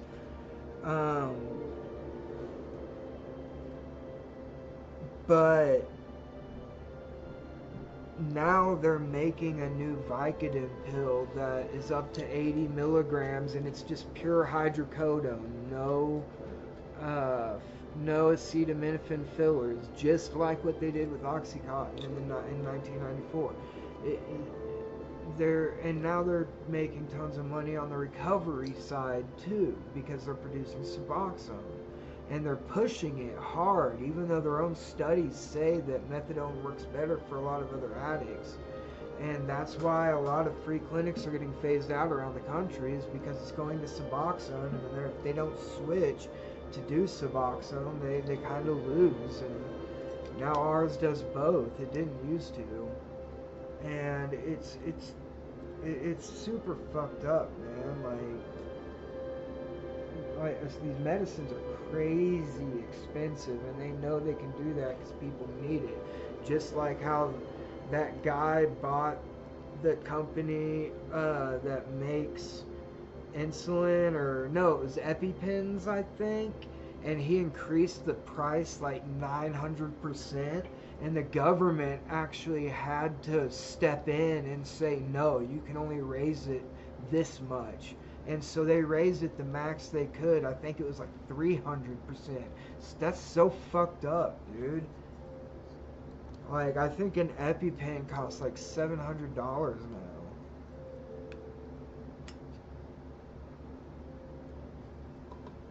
And people need those to survive. That's why they know they can do shit like that. Same with insulin.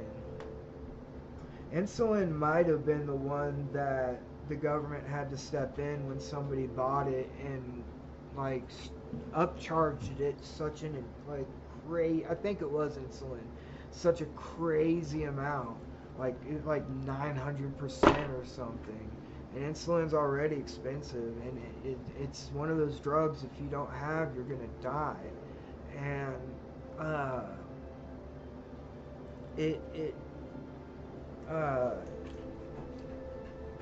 it's fucked up how they're allowed to do that. Cause the problem and fix it, make the shit that fixes it too. It's like, no, you don't get that opportunity. You should not be in the business anymore. I hate that. I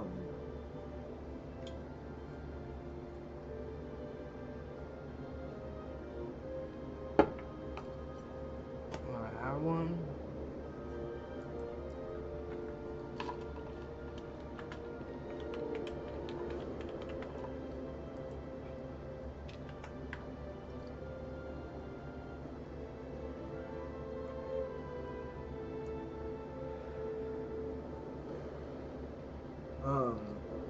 So enough about opioids, man. I got into all that shit because I was angry about certain things, and I got into all of it, talking about mushrooms and psilocybin and psilocin, comparing it to heroin and morphine. Like, psilocybin is broken down into psilocin. It's just a more efficient way of getting psilocin to the brain, basically. But psilocin is usually the actual molecule that fits into the receptor. Now, if you take two atoms off one part of a psilocin molecule, it becomes an NN-DMT molecule, which can also, it's the basis for like a lot of stuff your body builds. Like it's very basic tryptamine.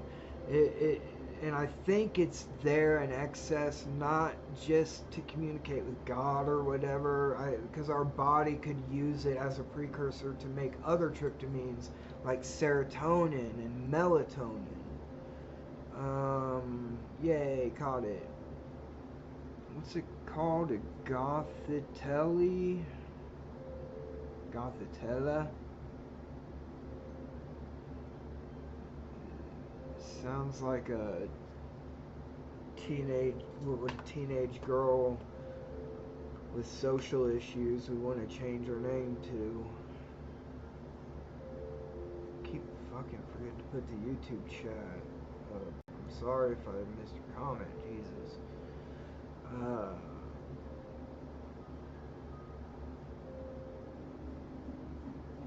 Sheba puppy. How'd you get back in? I just let you out. Or no, I didn't let you out. You went upstairs after you ate your thing. You want to go out? Because I keep saying it now. You want to go out? Okay. Okay, come on. Come on. I'll be right back. Pup wants out. Come on. Come on. Come on. You don't want to go out? Then why'd you come over? Is it because I was talking about you? Is that why? Oh, you do want to go out. You sure? Okay.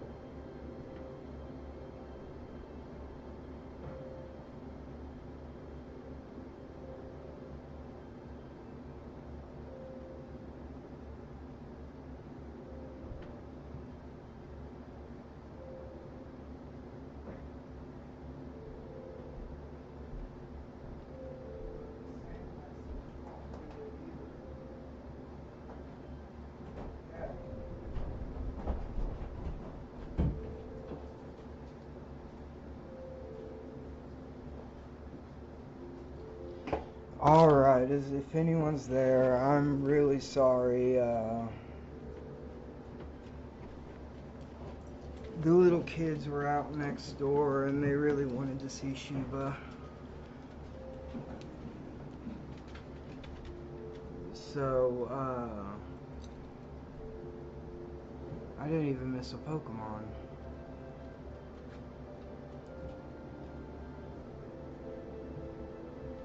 Or a chat.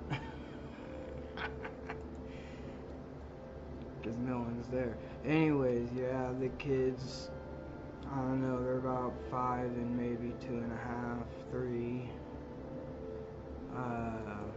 Really wanted to see Sheba, and their mom was out, so I decided to bring Sheba over there and say hi to her mom. I don't know them very well, and they're our neighbors. They're new, but, well, our neighbors behind our house. That's still neighbors. I kind of wish I knew him better. Like, I don't know the dad. He doesn't seem very sociable. And I don't know. I feel like he kind of. I don't know. I shouldn't even be presuming on people's relationships when I don't even know their names.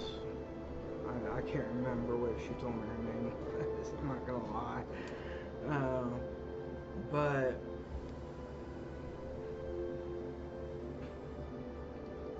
let's forget about all that shit I was talking about before. We don't need to finish it up. Really had no end or point. Other than talking about how close Silicil and oh, the reason why I'm telling you that is because my friend, I believe him, he and his brother were both tripping and on mushrooms.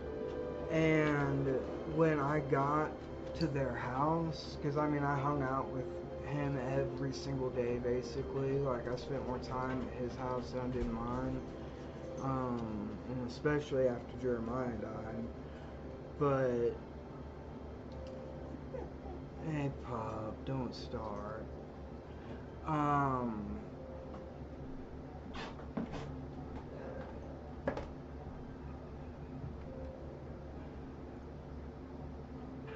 Hey, be a good girl. Come on up.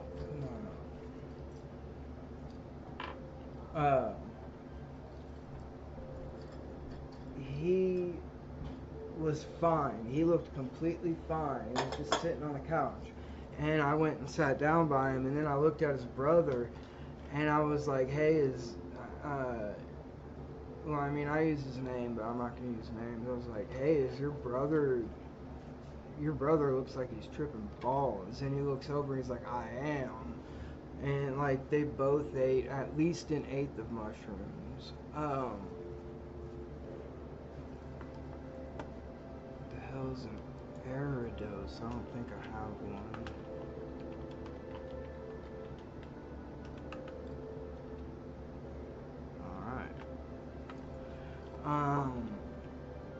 And she was stopped.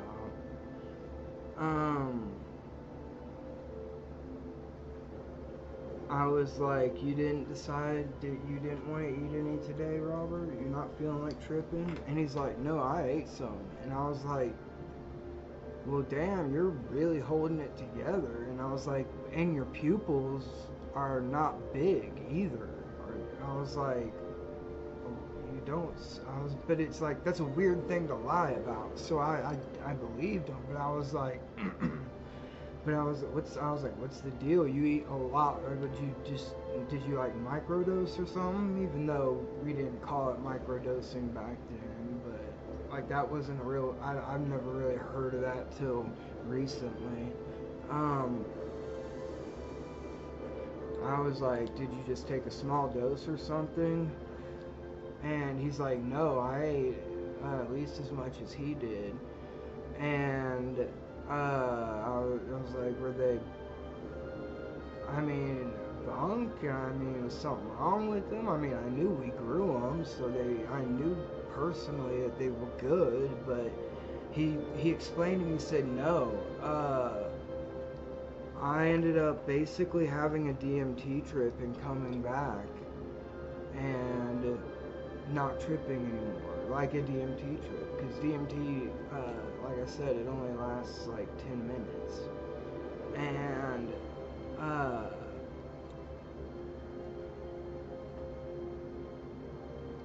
he said he remembers while he was tripping really hard on mushrooms, asking them, because Terrence McKenna had set up an event where sacred plants will give you the answer, but you have to ask them. You can't just expect them to give you all the knowledge that you want.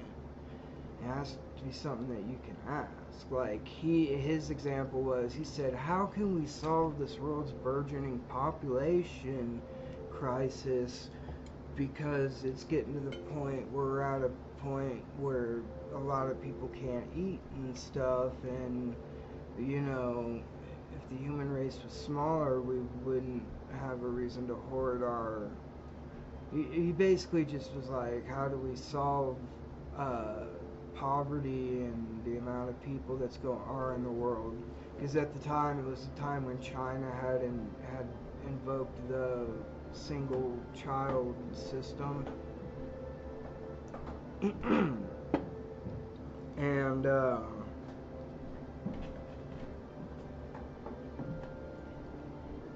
he said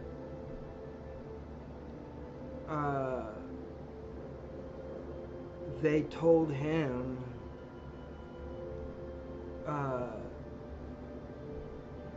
no woman is allowed to have more than 2 children.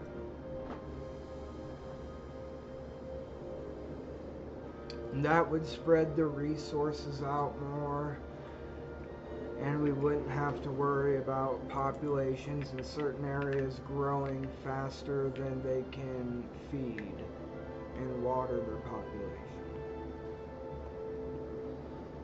And he said that might not have been the answer that he was looking for, but it's one that would work probably.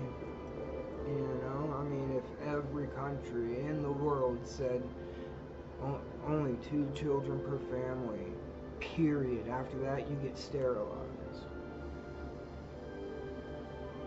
But that'll never happen in our lifetimes, at least. Anyways, though, so Robert, I guess, asked him about the difference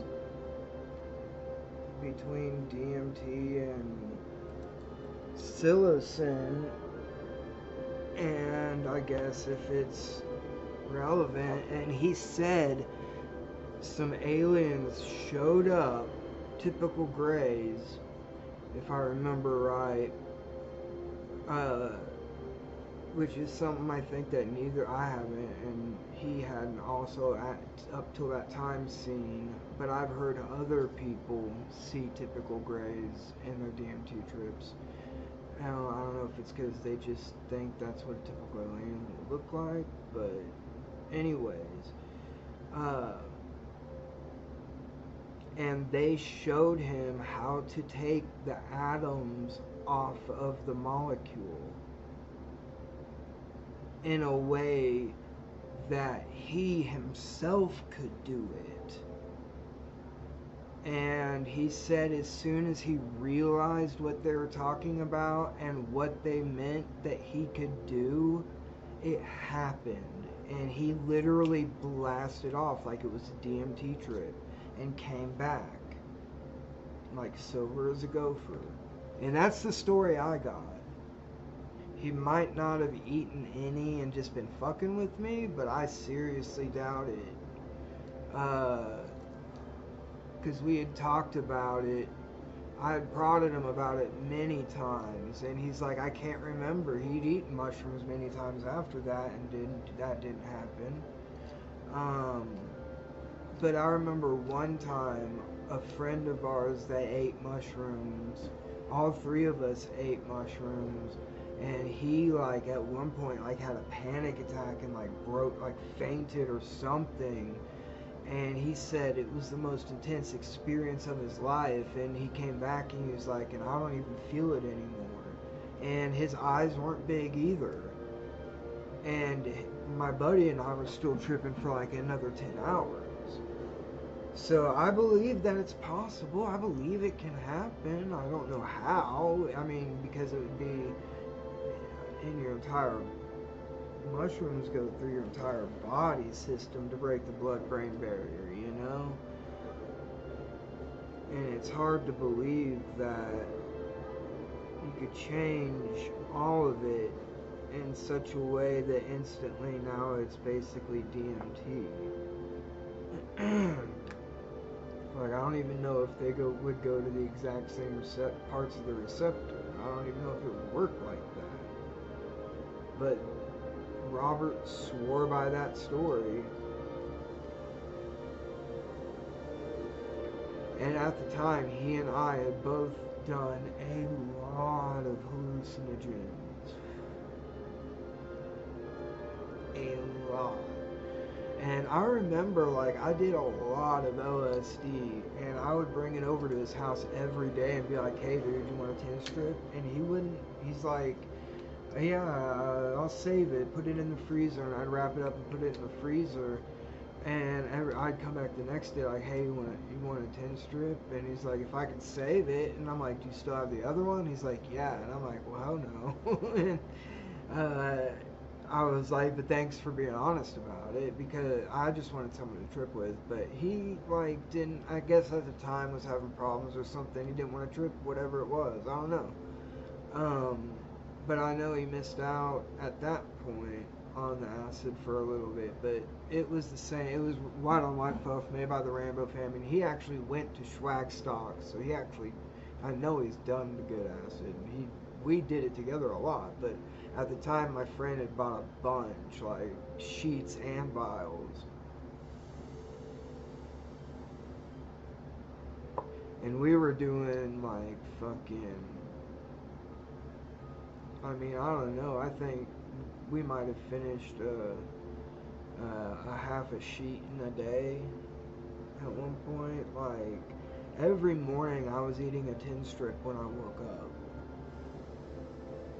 It's not, acid's not like other hallucinogens. You can trip on it every day. If you eat an eighth of a mushroom 3 days in a row, it's not going to work. And acid's the only one that I mean, felt like I could do every day anyways, I guess. And it was great acid. It was 94 to 99% pure is how pure the White on White Fluff was. So it was the best of the best, other than needle point, and I don't know where you get that. And that was before research chemicals became a big deal on the internet. So you didn't have to worry about people selling you research chemicals instead of LSD, especially when it comes from the Rainbow family at Schwagstock. But the government stole all that land. Thank God they turned it into a national park, but they still stole that land from the owner. I mean, they stole it when they originally got it too, but there was a period of months where I ate LSD every single day. And at the time I realized, like, I can't afford to keep doing this. Like, I'm literally spending all my paychecks on just LSD. And I was like, I just can't keep doing that. Because I was running out of weed and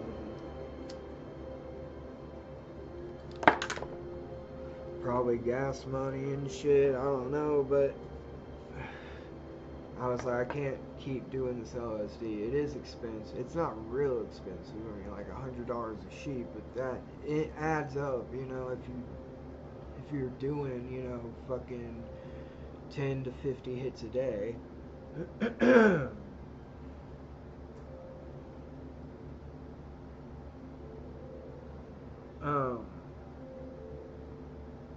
I mean, a 50 hit day would be like really rare, but it would happen. 10 was a normal for me.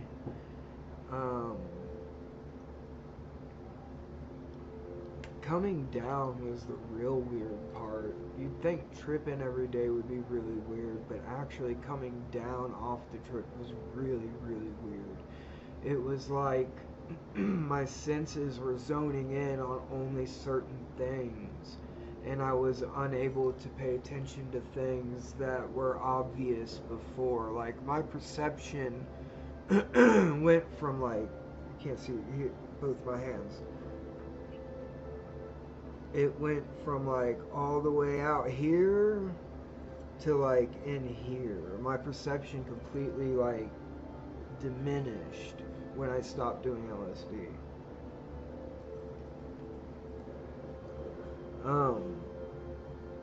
But I didn't need to be doing that much anyways.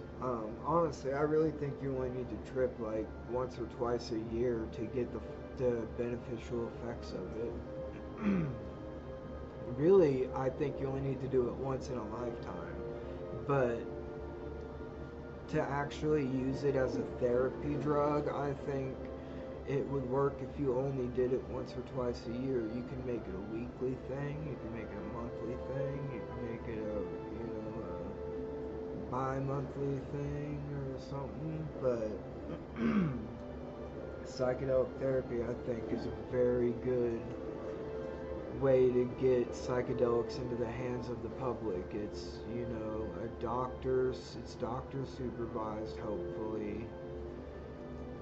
Not necessarily them taking it, although a lot of it is. Like, people will take MDMA and go into therapy and they open up and it's very, very, got very good results in a lot of people.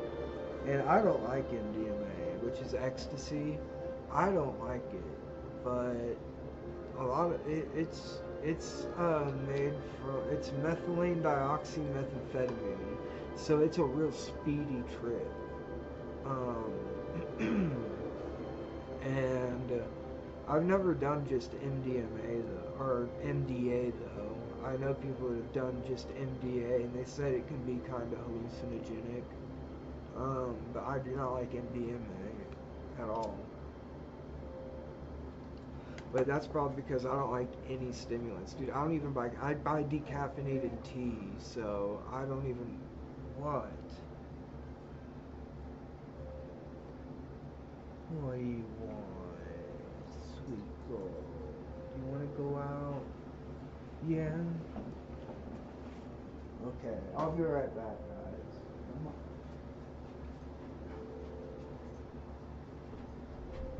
Dad?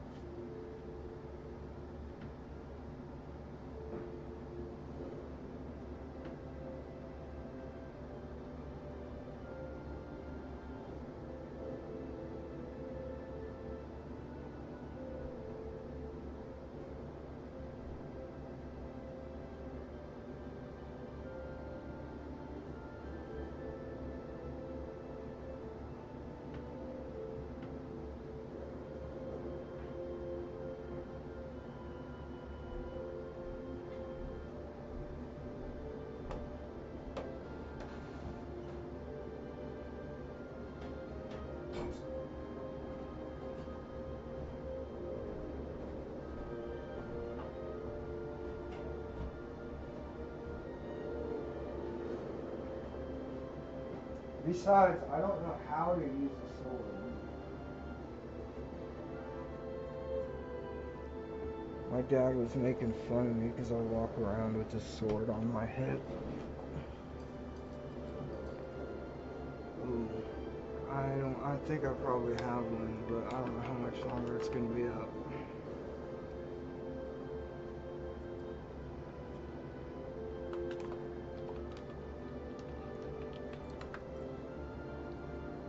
Oh, damn it, I have one. Whatever. Yeah, of course I caught it.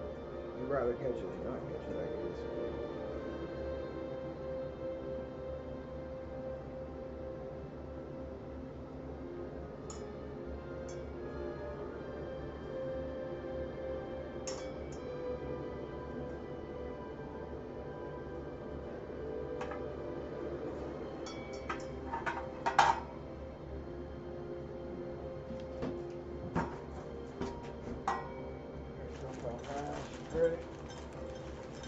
Well, gotta, but I want to. I don't like to get too full.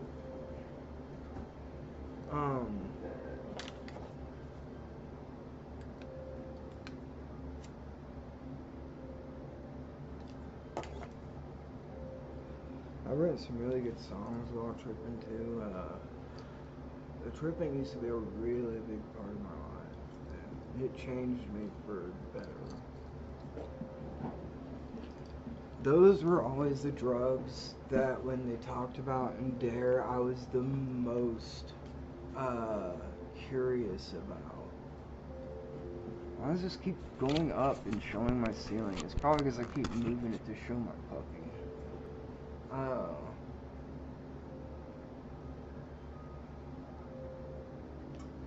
Damn it, the YouTube chat.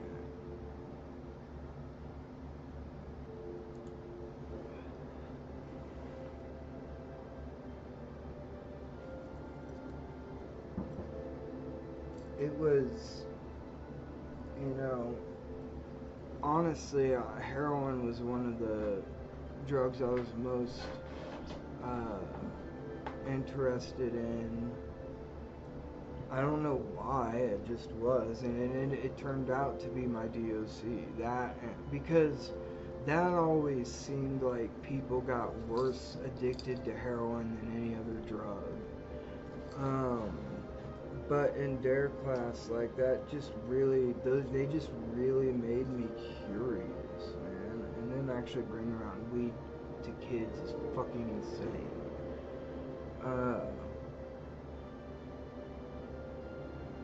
Like, I've heard it's been used to rat their parents out, although I've never confirmed that they use that information to go after kids' parents. I mean, it's just weed. They're not gonna fuck with somebody's life. I mean, they did a lot back then,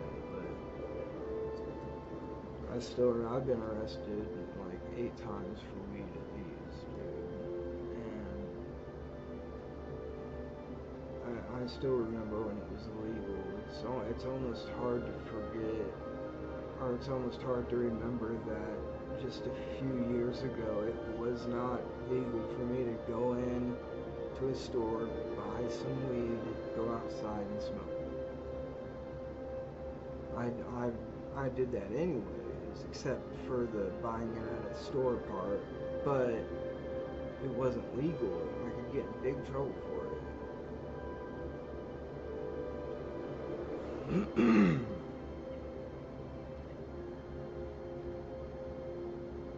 And like, they knew they could come after me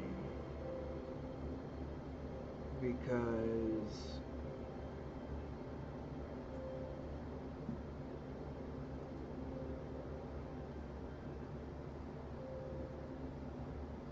like, they had caught me multiple times, and my dad luckily fucking bonded my pathetic ass out and paid for a lawyer to get it off my record, and so I always ended up pleading guilty to like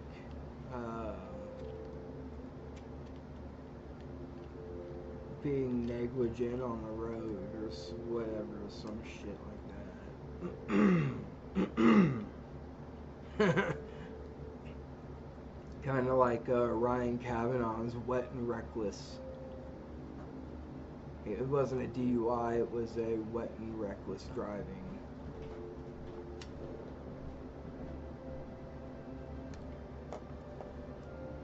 But no, that's what lawyers do. That's what they're there for, to call into question any evidence that might be suspicious, or to put forward that there isn't enough evidence to prove their client did what they did. And the prosecutor looks at that and says, well, if this went to court, I think you'd be right, and it's not worth it, we'll make the deal.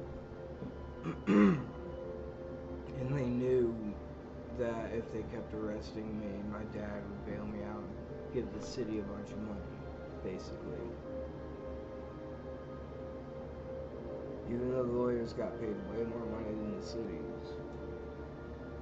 But they knew it was a guaranteed ticket most of the time. I got pulled over all the fucking time. Way more times than I just got in trouble for.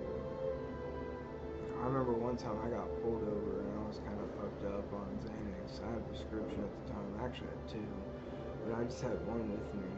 And he goes, yeah, I see you got Xanax in the door. I was like, I don't have any Xanax. It's Alprazolam. Like, he's like, I know what that is. You got Xanax. I said, I don't have Xanax. It's Alprazolam. I kept fucking with him. He got so pissed. Like he wanted so badly. I could tell he wanted so badly to just fuck me over in one way or the other, get me in trouble for it, but he couldn't. So I was fucking with him because he was so pissed off, and I could tell. But that's the reason why they fucking hated me. The ones that did, that's the reason why they did, because I was a little prick to them. I shouldn't have done that. I should have been like, yeah, that's my prescription. What of it? But I think he might have been one of the cops that arrested me when I overdosed on Xanax and hit a car. So that might have been why he was a little pissed.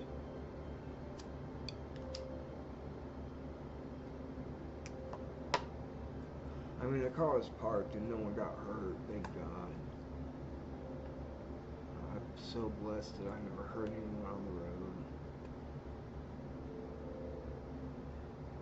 And that's a part of my life that's like so far back behind me, it's not even worth bringing up.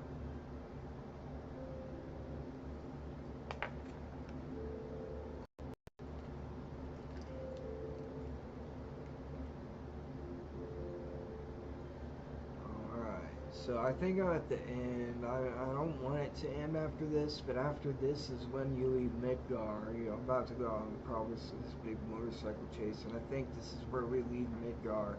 And I think that might be where the first one ends, which would be fucked up. The entire first part of Final Fantasy VII was in Midgar, and the rest was the entire world. That would piss me off.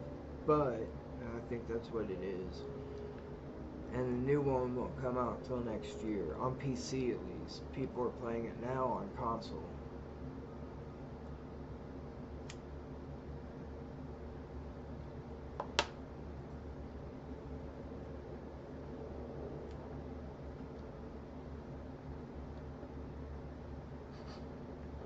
Stinks.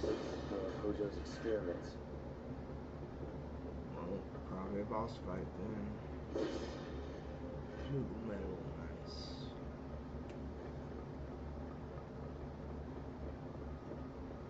I gotta take this off, I can't hear it.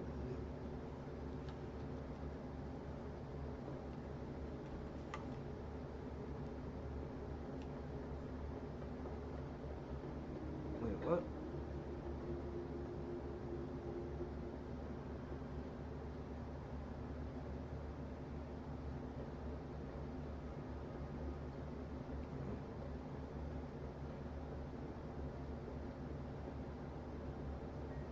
Commencing test.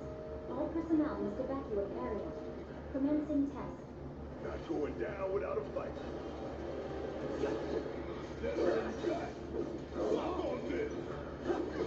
I beat all of the tests in that other room because I figure I won't be coming back.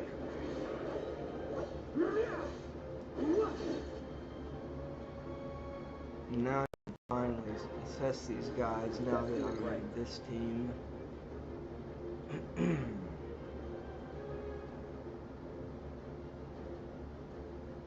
Ooh, they drop ethers. Oh, I can get remedies?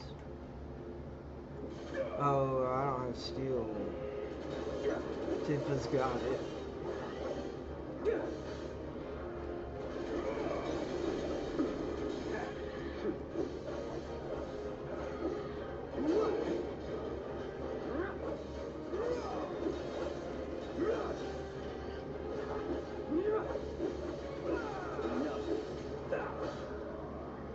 Good job.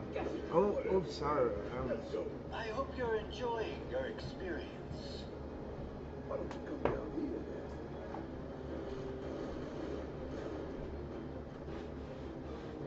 Before you get any ideas, you should know this glass is bulletproof. Yeah, obviously.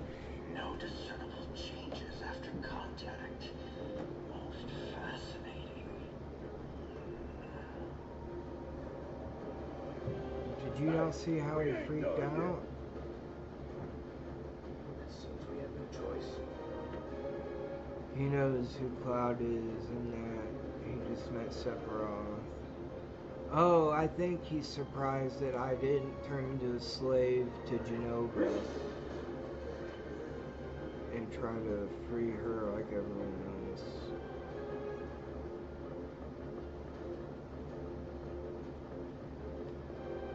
And here's Sephiroth's call does.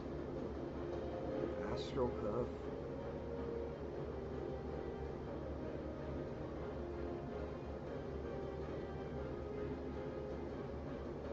It's 20 defense, 124 magic defense, damn.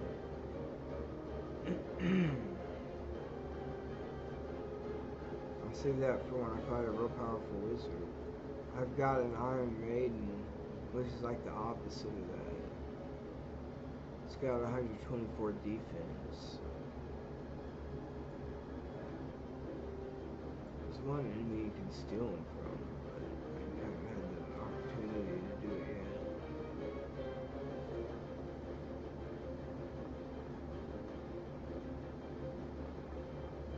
Look, I just want to go back to where oh wait, no, I already got that. I'm tripping.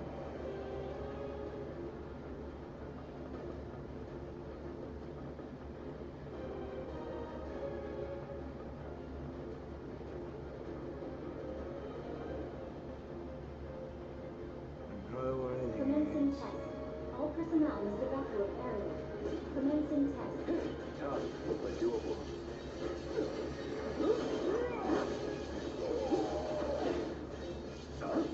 Is that all you got?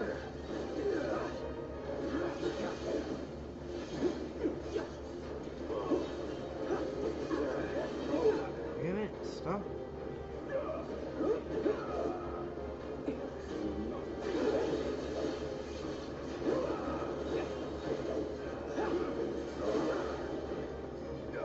I won't give up.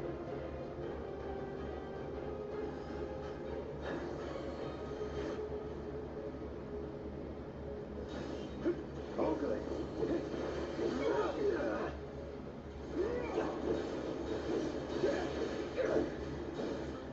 Why can't I stagger?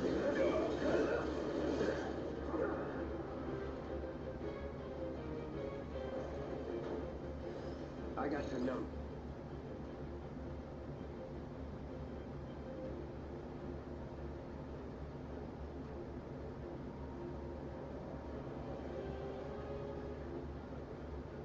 Oh, okay, that's why. It says self-piloting. Hojo's up here too. A self-piloting anti-personnel weapon manufactured by Shinra's Advanced Weapon Division or Weapon Area Division. This consummate killing machine is armed with a drill on its head, claws on its arms, and rotating blades in its torso. And this is why, once it charges up enough electricity, it unleashes a highly potent special attack. For a short time after this attack, the unit is susceptible to staggering. In fact, this is the only time its stagger gauge can be full. That's why I'm not filling it up. Oh, there. Now I can. No, that's... special attack? It's over. Oh, it's this one. Well done. How'd you like that? Was never in doubt. I never even let you get to do the attack, but good. How'd you like watching your precious toys get Oh, I torn to missed shreds? one. I never grow tired of watching my toys be broken, no matter how many times I've seen it happen. Such is the case when you truly enjoy your work. Now, for the next step.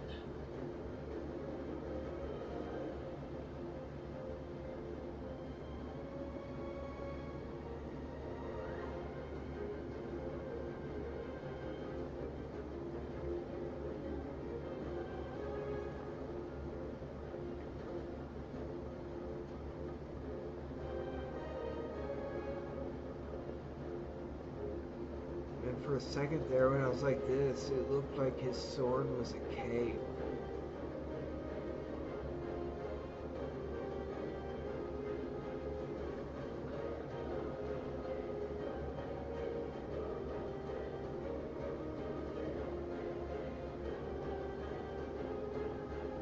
Is this where that?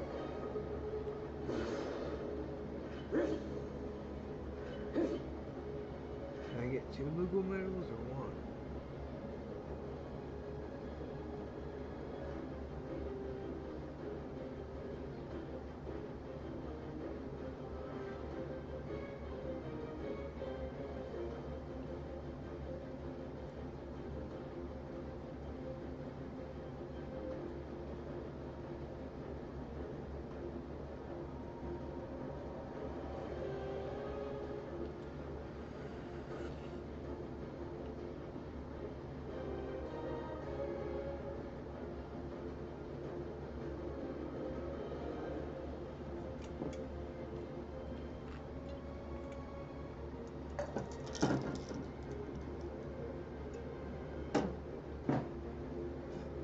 Be right back, y'all.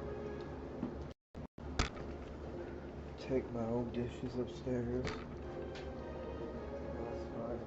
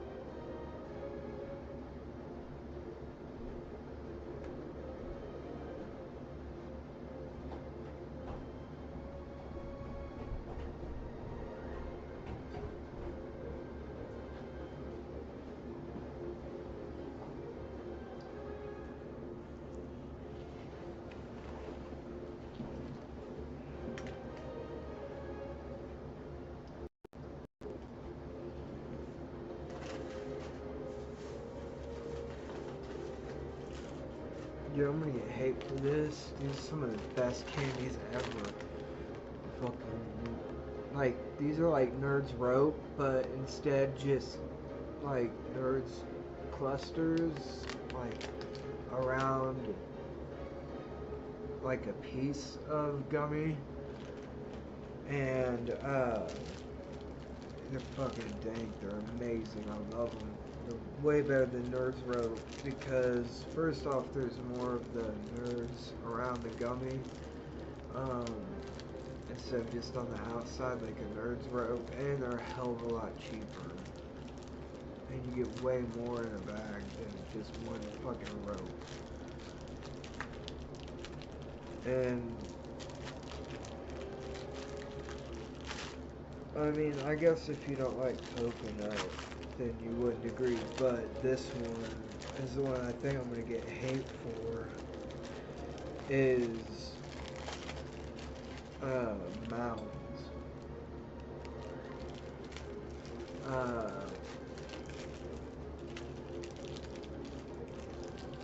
don't know. I just usually see people hate that.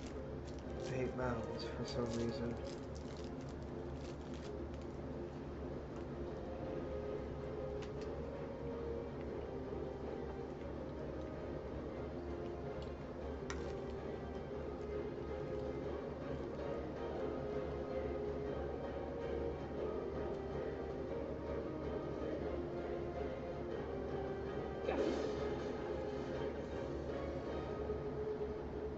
There should be another Pokemon coming up soon.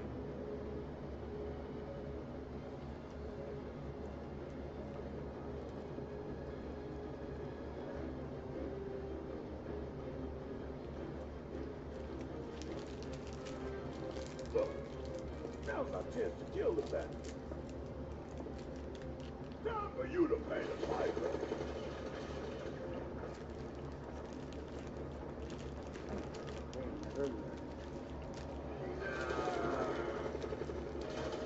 Commencing test. All personnel must evacuate area. Commencing test. Get his ass.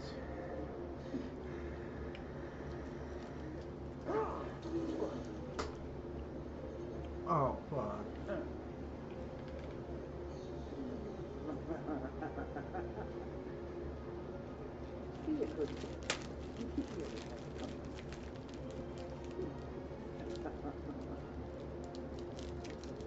Shit, looks like Red might need our help up there.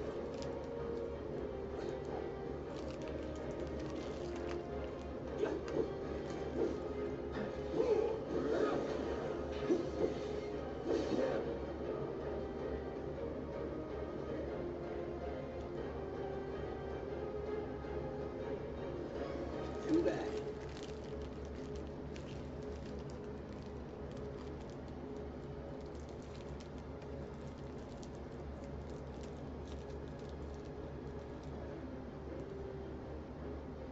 Damn, 1200 experience? Might not be worth it to skip these.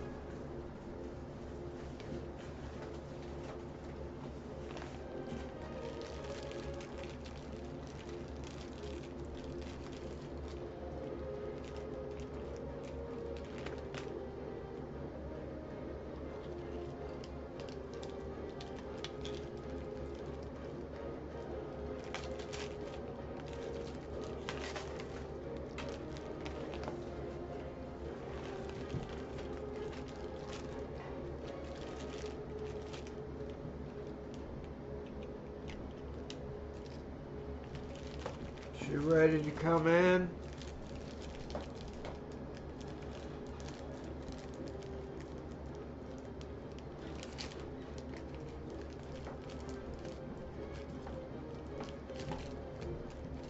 Might not let me skip these guys.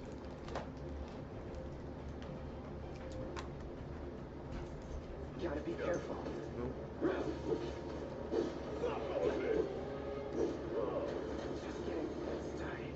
Come on, I can't do this without you. I got this. It's on now.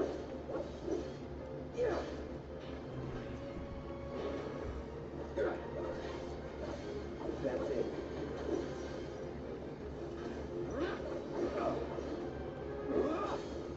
Gotcha. It's over.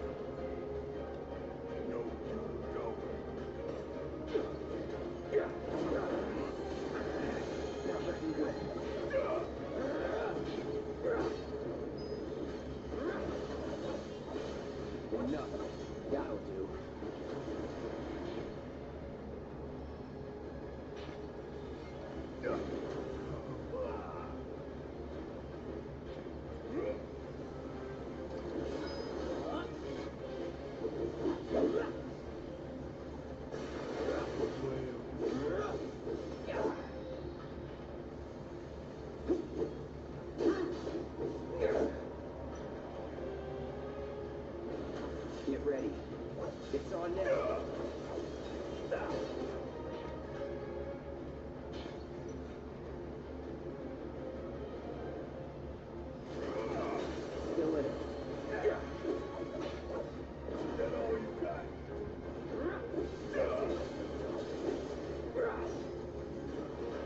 Come on, we're going.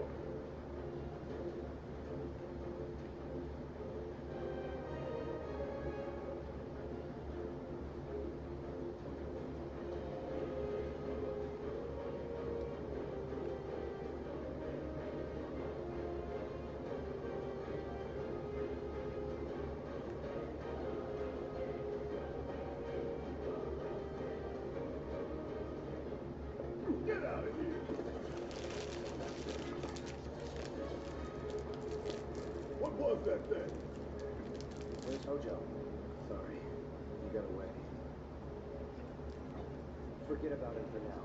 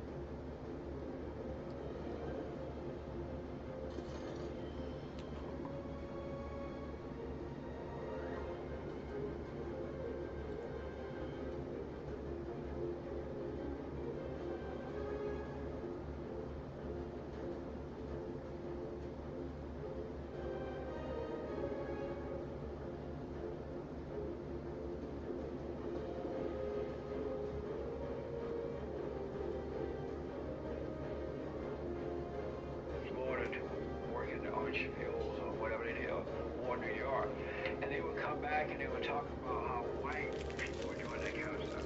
Like we were all kind of laughing about it. Oh, white people are nasty.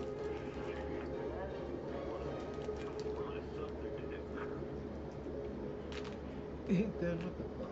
I mean, a little uncouth, but sounds a little silly. Yeah, because I heard that no way a black woman would do that or let that be done to her, and no way a black man would do that. Now it's the thing to do. Yes. That is so crazy. This guy is What? It's a real perversion. crazy. I think these guys would really benefit from That is so crazy.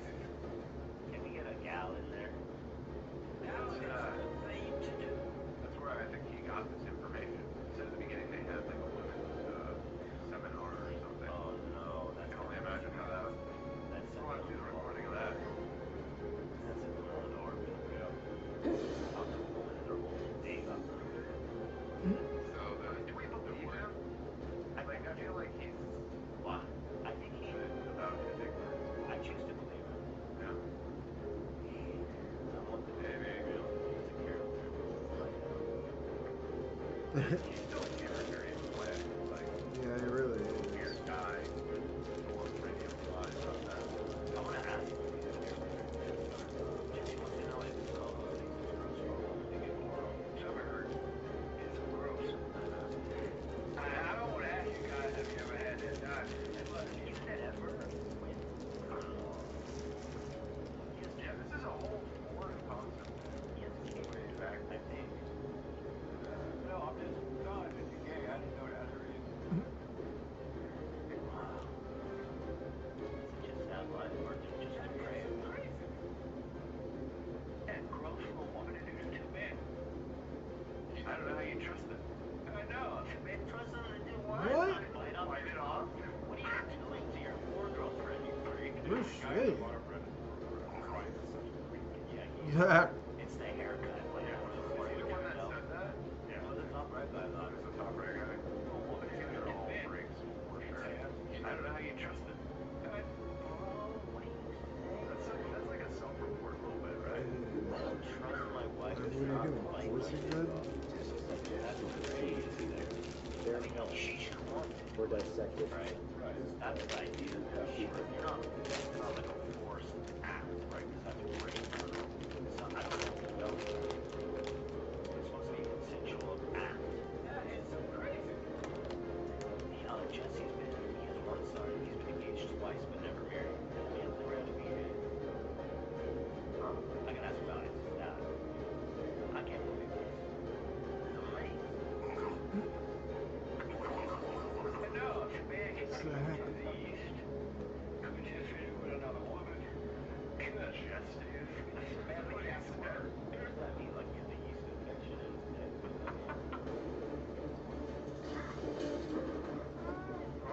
do you not shower? Soap and water, right?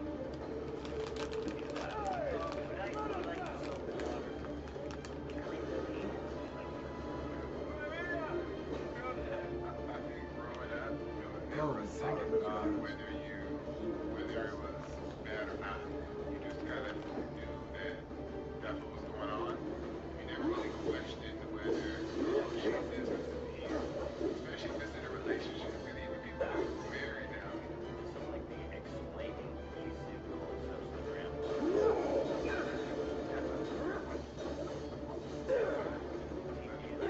check his smelling number. The teacher also knows.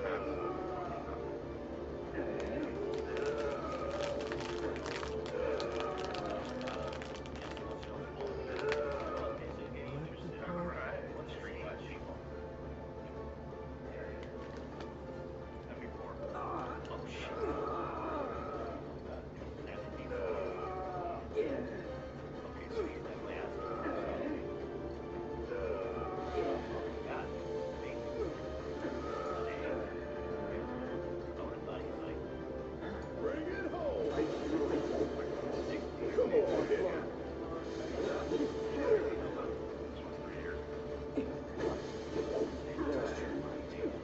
Just try it.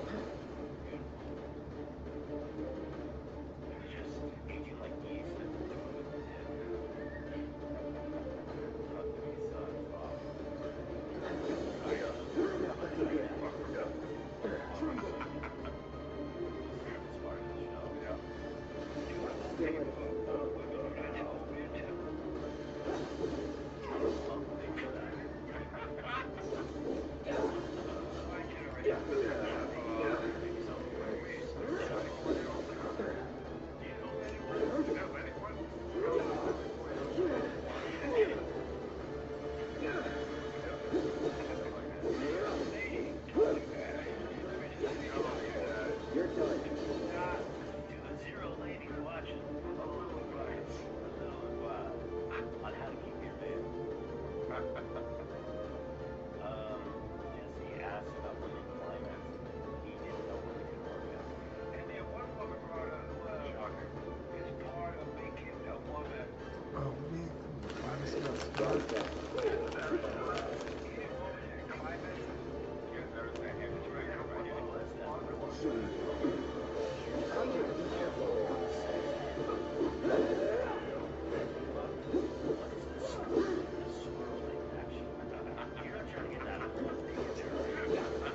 Let's do this. Part of making a woman.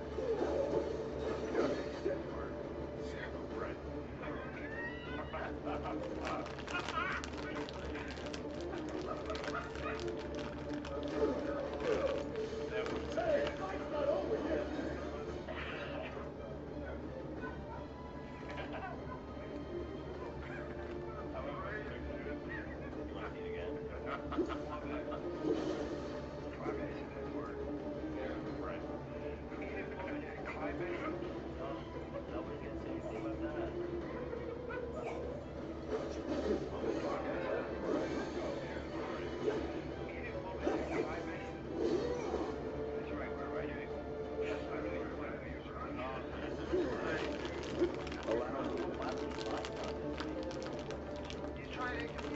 He's trying to project an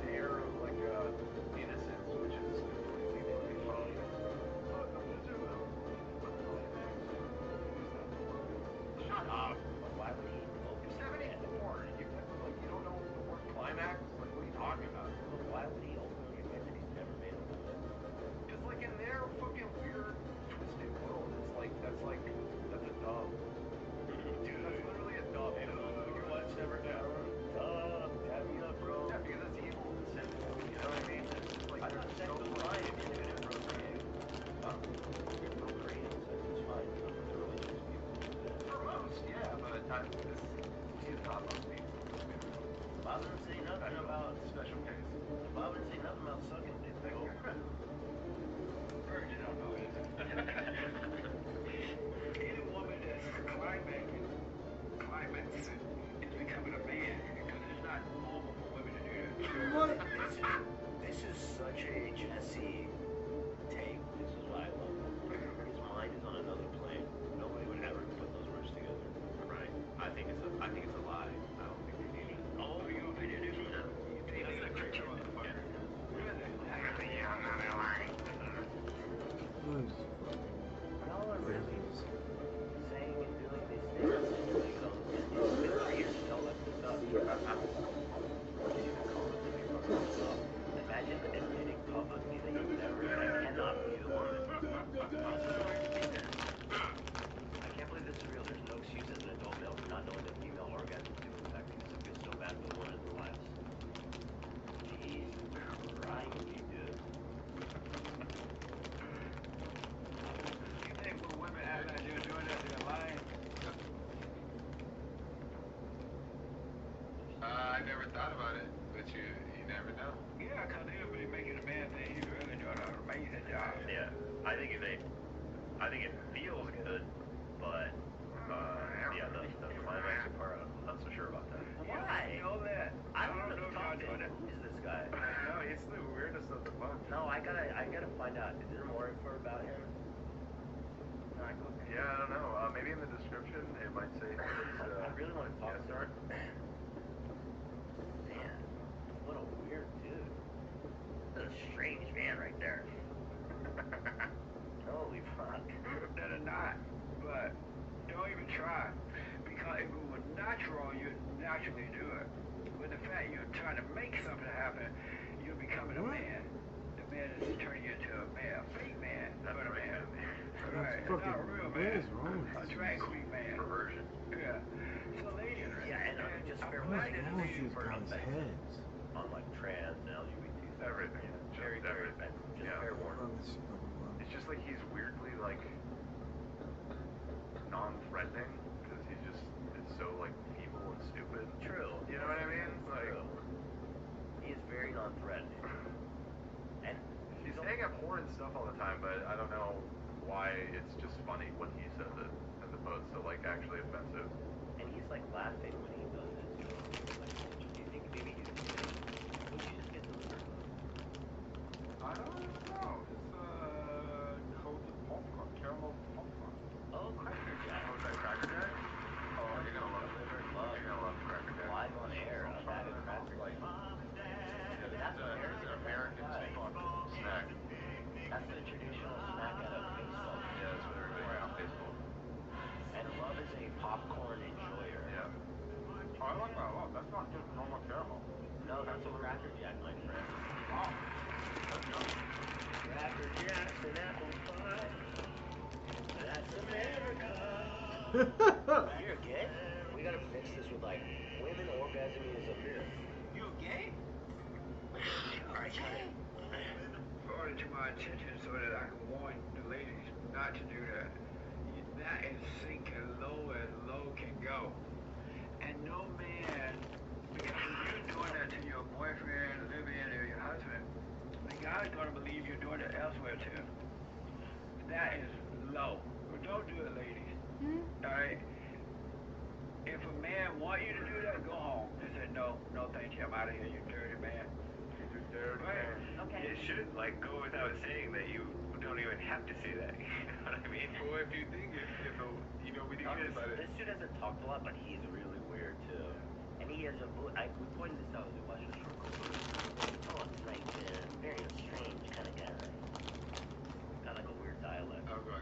Because that woman who called you your show yesterday, saying, "Oh, I know you always talk down about the women, and women shouldn't remarry, but the men can do whatever they want." He does this thing. I know people like this. They don't open their mouth a lot when they talk. You kind of talk like this. Yeah. Let's take a look. Look at the space. He doesn't allow a lot of space. I wonder if this says something about his personality, that he's closed off. He's got his walls up. And he's not sucking dick. Yeah, doesn't want a dick in there. That's what I was gonna say. Not sneaking no dick in That's my what mouth. I was Wait. in my mouth. No, Yeah, so- no, you don't get in there. You know, it's like, look, take a look at this. Women. Augie or so, This yes. is the fellatio defense. Today, saying, oh, I know you always talk down about the women. And women shouldn't remarry, but the men can do whatever they want. But you never say that. I And know, if anything, you say the opposite. Right. And what you say to the men also applies to the women. Absolutely, that's true. It's more consistent than the likes of Andrew Tate and like Fresh and Fit and stuff, because like their weird sexual repression is for both men and women. Yes, You know? we believe everybody should live for peace. Yeah. Suck a little bit of dick. God wants us. I got a dog. Oh yeah, you get a little prize. A little dog tattoo. Fantastic. That's fantastic, bud. Why don't you put it on? Put it on? Yes. Where? Put it on. Maybe my microphone? No, you gotta put on a tattoo. Oh, it's just a sticker. Oh, I thought you said it's a tattoo. Well, it's kind of simple. It's not. There you go. Good time. Two distinct and different bits. Yeah. The They are. tattoo you can do with water stays on. I agree. It is different. But it's So that's it. That was just the Bosch thing. There's a really great moment, maybe. Jordan. Or I mean the Jordan. Goddamn Jesse. Jesse. Yeah. Yes. Is there a good moment that we can use to prime the people for tomorrow of his interview with one of these YouTubers I mentioned? Well, there was some more stuff in the doc, or was it all from that one? That's everything. Yeah. Well, I mean, we talked about it in the past. We just didn't want to go into it having not talked about him in a while. So. Oh, I forgot they started doing it an hour That was a good earlier. little refresher. Yeah. That's right. Move up in the gears. Change the oil. You want to ask him what he meant by the, I would like to. Can we cut that? Yeah. Do you think that happens in some capacity? Fine. This is how he. One step at a time it is. So I know this is so vulgar. I'm sorry. I hate talking like this. This is how he. I'll let you say it. Can I say fingers here? Yeah. It's so gross. I'm sorry to say that. It's just too vulgar. But this is how he fingers a girl. Maybe it's interesting motion. Maybe I don't know. Maybe he's on something. But no, he's not. He never made a woman come in his whole life. Right. Like a magic trick. Yeah, it kind of reminds me of like Captain Jack Sparrow type thing. And now you are turned off forever. I will deactivate your vagina. Forever. Interesting, dude. Alright, now that we've talked about that, we got I'm to do... fairly certain I have. Y'all want... I know a lot of people say I'm over Bosch. So, let's just really test where your minds and hearts are at. Trying ways. Yeah, I know. Let's do a poll. Bevo, which the people love and demand. The massive update. Piles on piles of Bevo updates. Bevo and Butthead. It's kind of like, he straight up looks like he is Butthead in real life. But I just realized, Cam, can you do him next to Butthead? On it. Holy shit, dude. That's him. That's him. I'm gonna go with Bosch. But Molly Hill was too funny. You want to hear my response to it? Dash. And I believe we'll have time to get to both, so... I think that if you've been interested in that sort of stuff, you should definitely be checking yourselves to apply.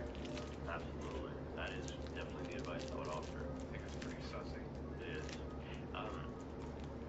So let's... Is this someone setting up the poll? You got it, Amy? I can... Dan got up to the back. Yeah, I made the poll. Thank you.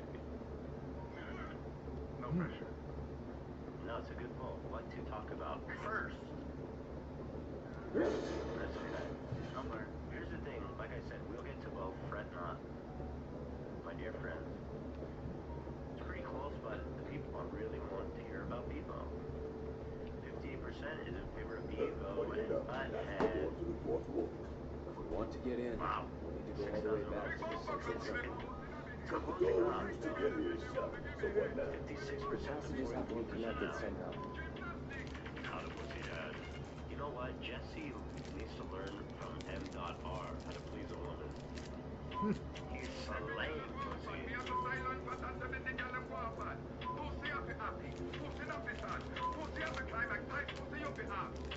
He's the pussy whisperer. Yeah, the Google bit.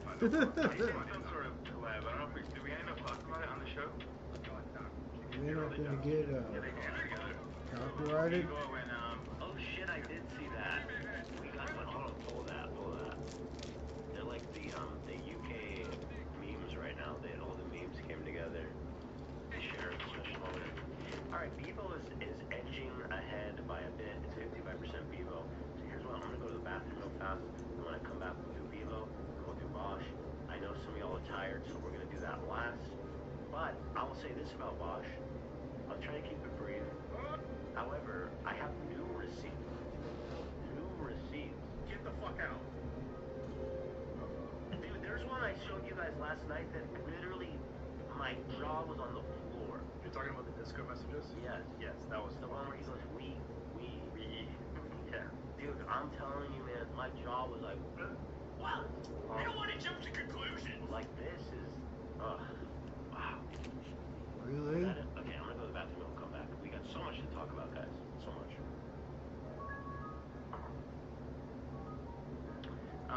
Being that Sam brought up her eye surgery, it reminded me that I wanted to ask you guys about something. If any of you guys are familiar with a procedure called orbital decompression. This is something that I've been looking into for a while. I've been wanting to get. It's a surgery for my eyes. It's not for cosmetic reasons. My eyes drive me insane. They always have my whole life. When I sleep, my lids don't completely cover my eyes. And every day, there's just different fucking issues with my eyes. So, it's a little scary. From my understanding, they like increase the room in your socket so that your eyeballs go a little bit further back. And that would allow the lids to come down. Anyways, I'm terrified because it has to do with my eyes. So if anyone's familiar, send me information or let me know. Thank you. God bless. When are you thinking about this? So I talked to a doctor and they have dates in May. Wow. Yeah. So I don't know. You want to do it happen? Thank you. If it wasn't my eyes, I wouldn't be so scared. But just because it's my eyes, but it would change my life because my eyes drive me insane. They always have. I bet they're always dry. Always. Yeah. I can't even do my laundry because like just the particles from the dryer like they get in my eyes. So I have to put like goggles on when I do the laundry. Yeah. Yo, laundry goggles. Yes. Anyways, thank you. That being said, I'm trying to find the donations. What do you have? Drop the track selector before pussy do the head. A sexy girl says she want to give me head. When me fuck pussy turn red. Gymnastic. When me every girl a go on bad. Me have the silent pattern to make the girl go on bad. Pussy have to act loose, lining up the sun. Pussy have to climb like tight pussy you fi have. Chickity wickedy slam. The gold metal award and body long. If you're looking for your 1 minute man. God damn, chickity wrong. Big bomber class before pussy on me head. A sexy girl says she want to give me head. When me fuck pussy turn red. Gymnastic. When me day a poor double West Cumberland, Waterford, 3 West. Wake up in the morning.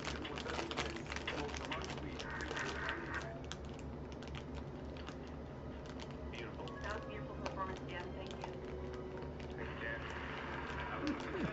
Yeah, chat again, not for cosmetic reasons. I'm actually afraid of that aspect, but You need your eyes. You know why? why? You gotta use that glue stuff for you. That's right, that's exactly why. I'm not worried about ever seeing my wife again or just seeing my nieces and nephews. I just thought of just hearing Zach and not seeing the performance. Where? Live at whatever the fuck you just said, where is Echo it? Place, man. Yes, exactly. That would kill me.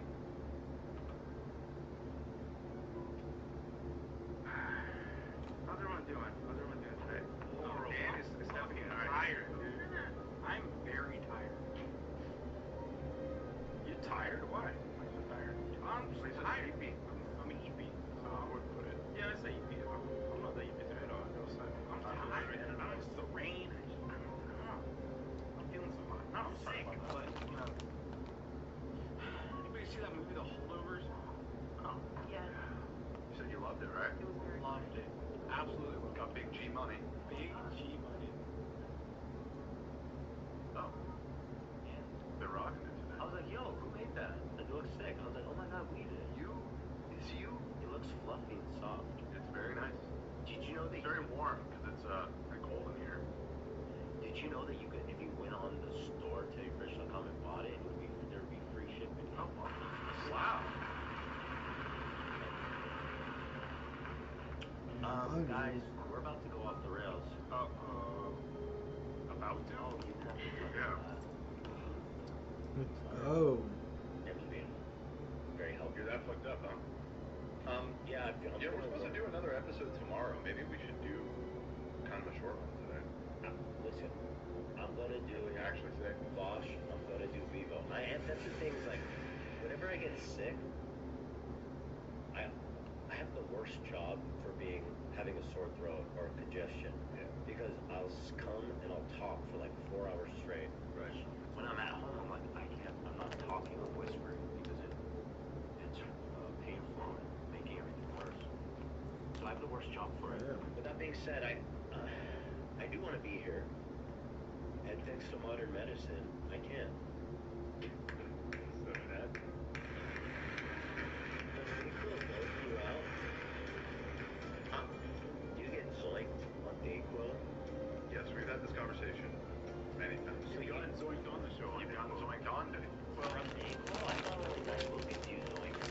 No. Our Dayquil arguably more. Got the It was shit not. to keep you up. It doesn't make you drowsy. No. Yeah, it's the opposite. What's It's going very on job. in zoinks, dude? There's, Well, they both I do. there's Tylenol, which is whatever. It's just, didn't we read like Chronicles rate heavy machinery on it? Yeah, exactly. Dextro, meth, Yeah. Deoxin. Dextromethorphan. and Velinephrine. I know that Gestaphus and whatever it is just an expectorant. That's nothing. Cheers, everybody. Cheers, my dude. Cheers, my dude. Ah, that tastes bad. I think NyQuil and Dayquil are like the worst tastes in the world. I was hitting the I was thank you so much. Mucinex, nighttime, and tasted good. Oh. I didn't even mind it. It was like blueberry. It was watery. Because this shit's like syrupy. It's so vile. Yeah. Delsa, that one was my favorite growing up. Delicious. I meant to mention this earlier, but Mucinex, if your sinuses are clogged, has like a miracle sinus spray. I like that. Oh, I like Mucinex. I call it. You gotta get your sinus spray. You don't have to do that. You don't have to breathe in. Just slam it. Zach, can we grab Jake Balsek free shipping from his Christmas merch song? Sure. Yo. Might even be in like the depths of the. You know, I was looking for Soundbite it. I archive. thought I had it, but Yeah. it's not. Wow. Well, now it actually would have been great because that would have been like a 7-year-old. Yeah, we did have it at one point.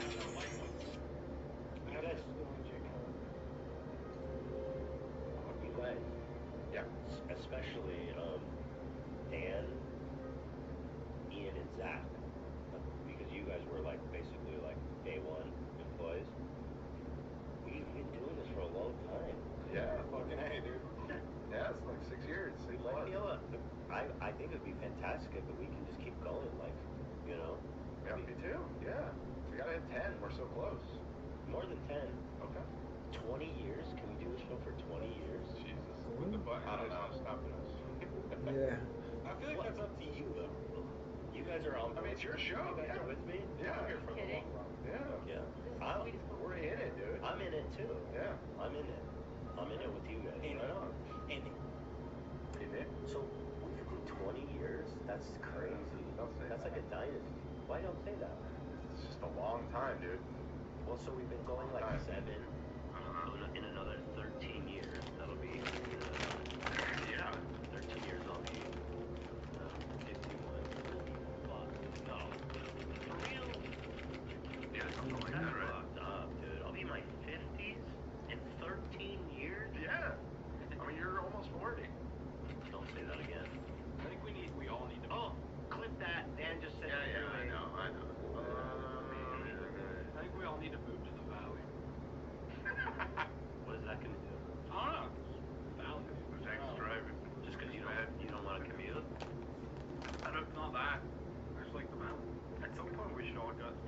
pieces, in a little circle, and we should have the pockets in the middle. Like Mr. Beast. Yeah. Like Mr. Beast. There are. I've seen little communities like that in LA where they get a huge plot and they build like a tiny little HOA. Yeah, there's plenty of cults. I've seen them in Yeah, Dallas. there's so many. I'll do like Mr. Beast. I'll house you guys, and then so you can never leave. Yeah, you can buy me a house. Sure, I would love that. Like an indentured servitude kind of thing. Yes. Situation. I'll buy you. I'll build a whole little Right on. community. Cloud house. But then when you start acting up, I'll be like, Dan, I could kick you out on the street. Right. Yeah. So that's a power lever that I'll enjoy. Yeah. You could also I need to get out of the like street. remove things from his house, like furniture, his bed. Technically, I own the house. Yeah. Right. So I could go in there and just take the sofa. Yeah, you can say either you move out or I take your bed. Yeah, the H3 commune. That's where Thros actually works. Right. Yeah, we've already established one. Yeah. We love that. You think people would move if we did an H3 commune and try to start a cult? I think some people would come. I don't know how many. Yeah, no, they would. I might. What would I have to tell them to do the cult, to build the cult thing? Because they need to be like, I need to be like a messenger of God. You know, the end times is coming, dude. End times, okay. End times. Say, here's the address. That's it. You're good. But I need levers of power. That's what makes a good cult leader. Podcast Friday. Yeah, like leverage the free shipping. Hey, teddyfresh.com. If y'all go there. That is exciting. That is exciting. It really is. Shout out to Boys of Wolf Figures. Oh, shout out. The wolf. Who's in the wolf? Who's in the wolf? See, that's really bad for my voice. Is that really Jake? Sounds. Yeah, bro. Deeper. I missed that age of YouTube, man. That was just it was him. It was Logan Paul doing the I'm your fan. What was that song with the little kid? Everyone needs Oh, God. Yeah. When he did the he goddamn green screen keyed out Martin Luther King Jr. doing I Have a Dream speech behind the kid. Classic. In the pool, right? In the pool. Yeah. I'm not saying you're MLK, but I'm not saying you're not. That was his point. Minor invasion. It was a beautiful time. Can we watch that? No, I get it. We need to talk about Bevo. I gotta get you on the rails. We gotta talk about Bevo right now. We gotta talk about Bevo. He's in the title. It's such a good story. But I want to watch that. It's just that we watch it a million times, bro. We haven't watched it in years. We've been doing That is this not for true. 7 You years. probably watched it once a year since I worked. At least. Can you just here? Somebody out there in the audience make that compilation. We watched it, I think, 6 months ago. No shot. We did it at the. We sing along to it at the not this member stream, but the one prior. Dude. Okay, Dan. I think you were maybe gone when I had this revelation. Bevo is Butthead in real life. He is You mean Butthead. Beavis? That's him. And then show me like the Butthead animated one here. Sure. Yeah, You can compare. it's quite good. Hey, wait. Like I don't think I've ever seen a person in IRL that looks more like Butthead. Yeah. Mm-hmm. I've seen Mr. Beast. You think Mr. Beast is Butthead? No, I think Mr. Beast. Yeah. Oh, they merged. Wow, that's close. Yeah, that's pretty good. Crazy. Yeah. No, I think you got onto something there. That's awesome. Butthead would do get up with all that kind of shit too. Yeah. I'm gonna start a YouTube channel and swallow everything in one bite. Yeah, dude. Check it out. They're fighting a ring. Yeah, dude. I can't believe we're doing this. It's so cringy. It's been long enough, I guess, but when that show was popular, everyone was doing Beavis and Butthead impressions. Olivia, do you even know about this show? Yeah, my dad loved Beavis and Butthead. He had like slippers when it was Beavis and Butthead. Oh, nice. I need those. He probably still has them. I can ask him. Ask him. What's the shoes you wear? Ask him. I don't know, like maybe 10. I'm a 13. I won't fit. I was lying. I made it up. I have no idea. Oh, jeez. Don't bother. Jesus. Chill out.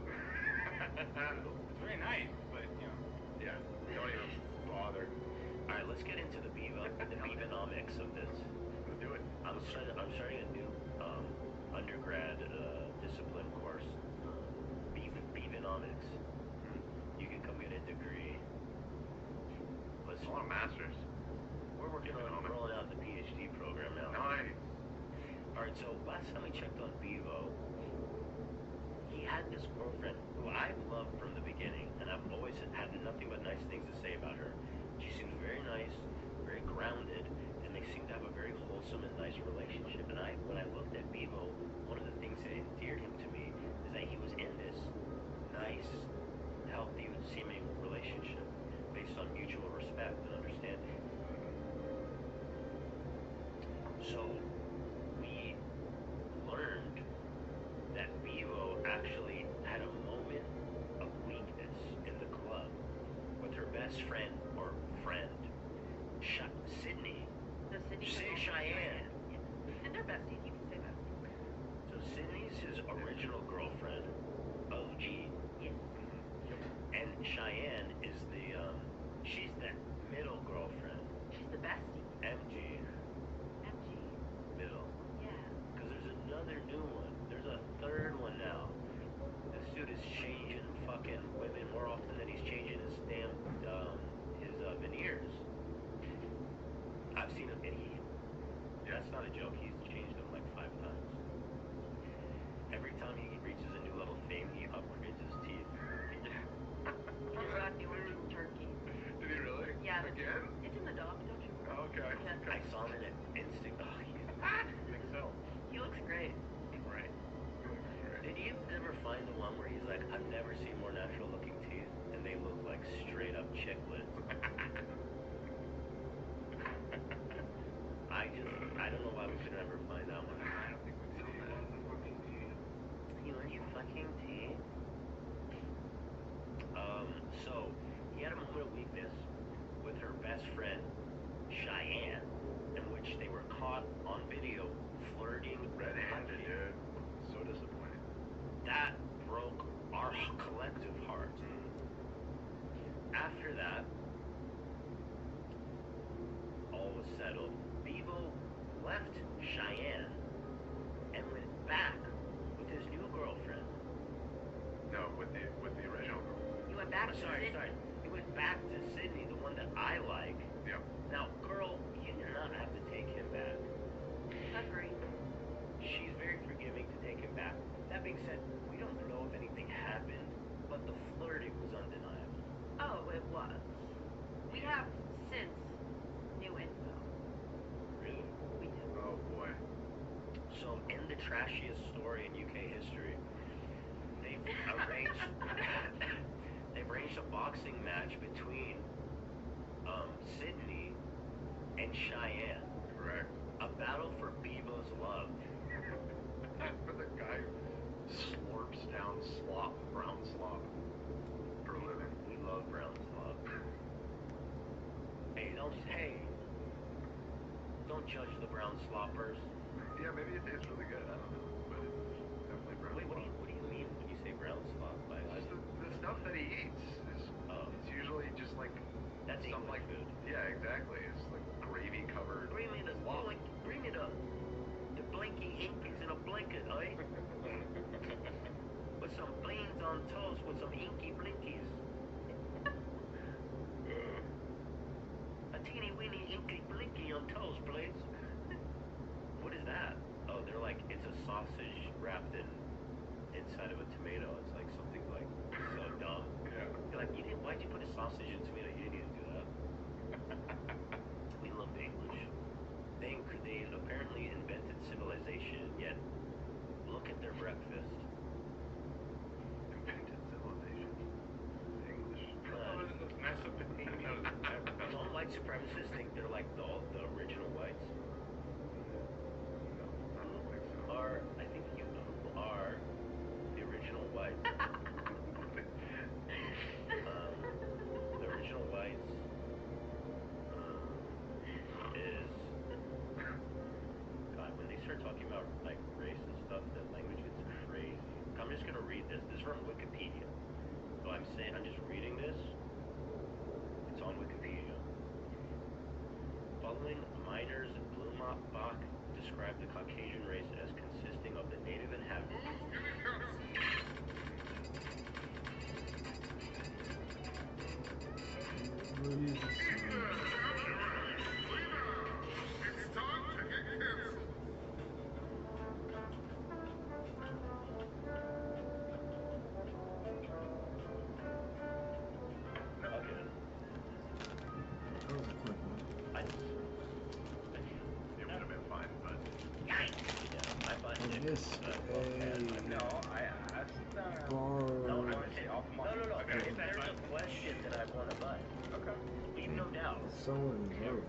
I just think that wouldn't be good.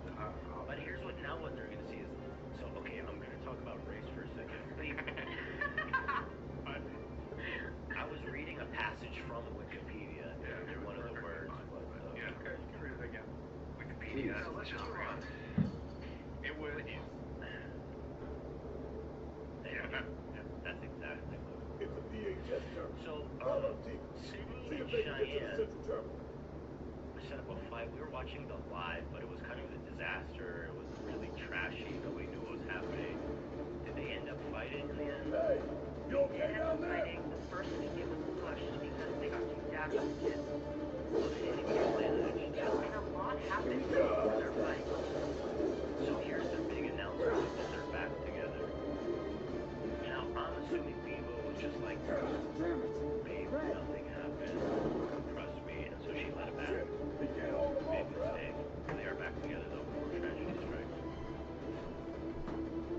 Get some audio. Not on his stank anyway, you know the rules. You know the rules. Only I can flirt with one girl. He did not cheat on her. Supposedly. Yeah. Right. Yeah, I said On it. Go ahead, babe. I put the graft in. She's back, she's forgiven me, listen babe, you're gonna win tonight, you know the rules, listen, bum Cheyenne, and not on his stank anyway, you know the rules, listen. Red fell to your left. She's getting Can you try to get to her? Listen, 8 p.m. It's gonna be on. Smack her up. She's ready. Go put 'em up. Put 'em up. She's coming. But yes, listen. They just take it talking. 8 p.m. Tiki-talkie? What's the English to it? Why didn't you say Why tiki-talkie? can't you cut a girl a break? Yeah, what's that?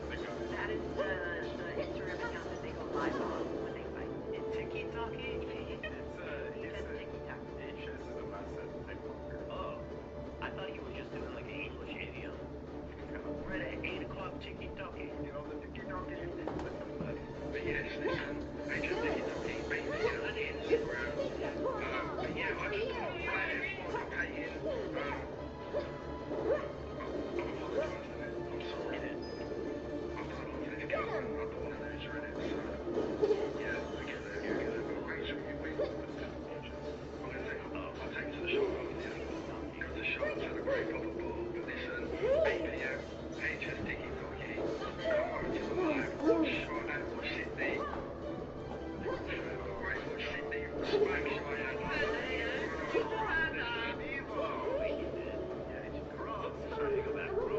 Sydney. You know the rules. Alright, Sydney. Smack Cheyenne.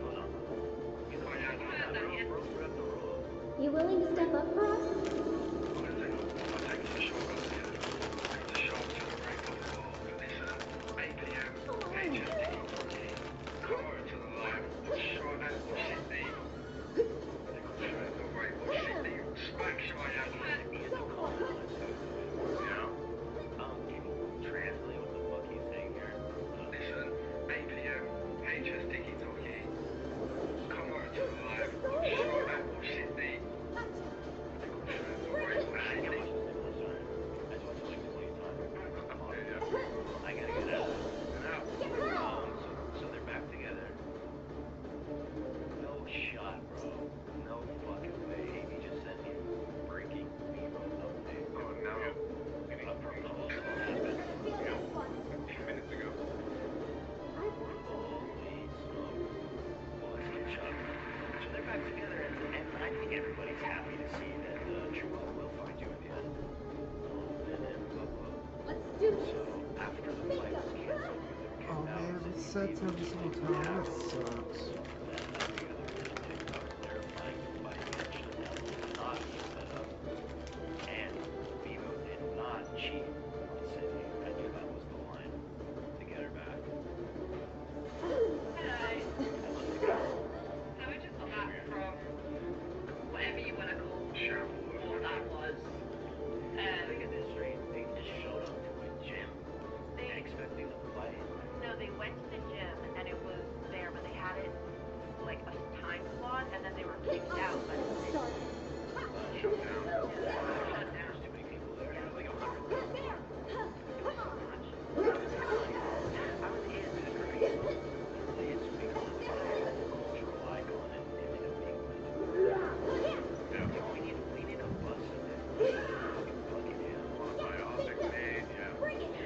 Join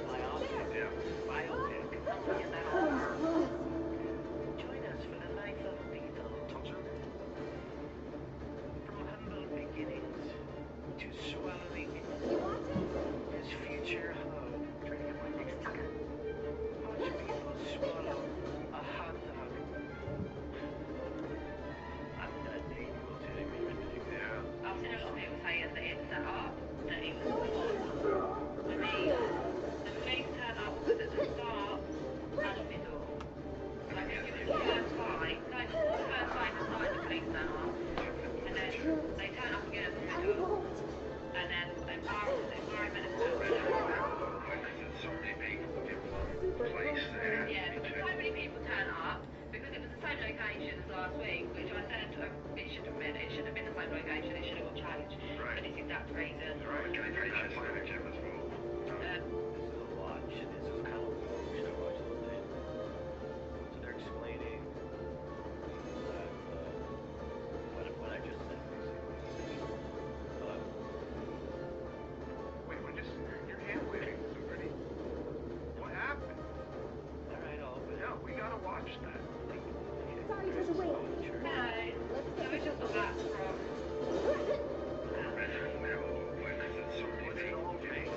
place there. Yeah, it's That's the information that I'm gathering from the video. the next video tells you Bevo sent the evidence. No, he's lying.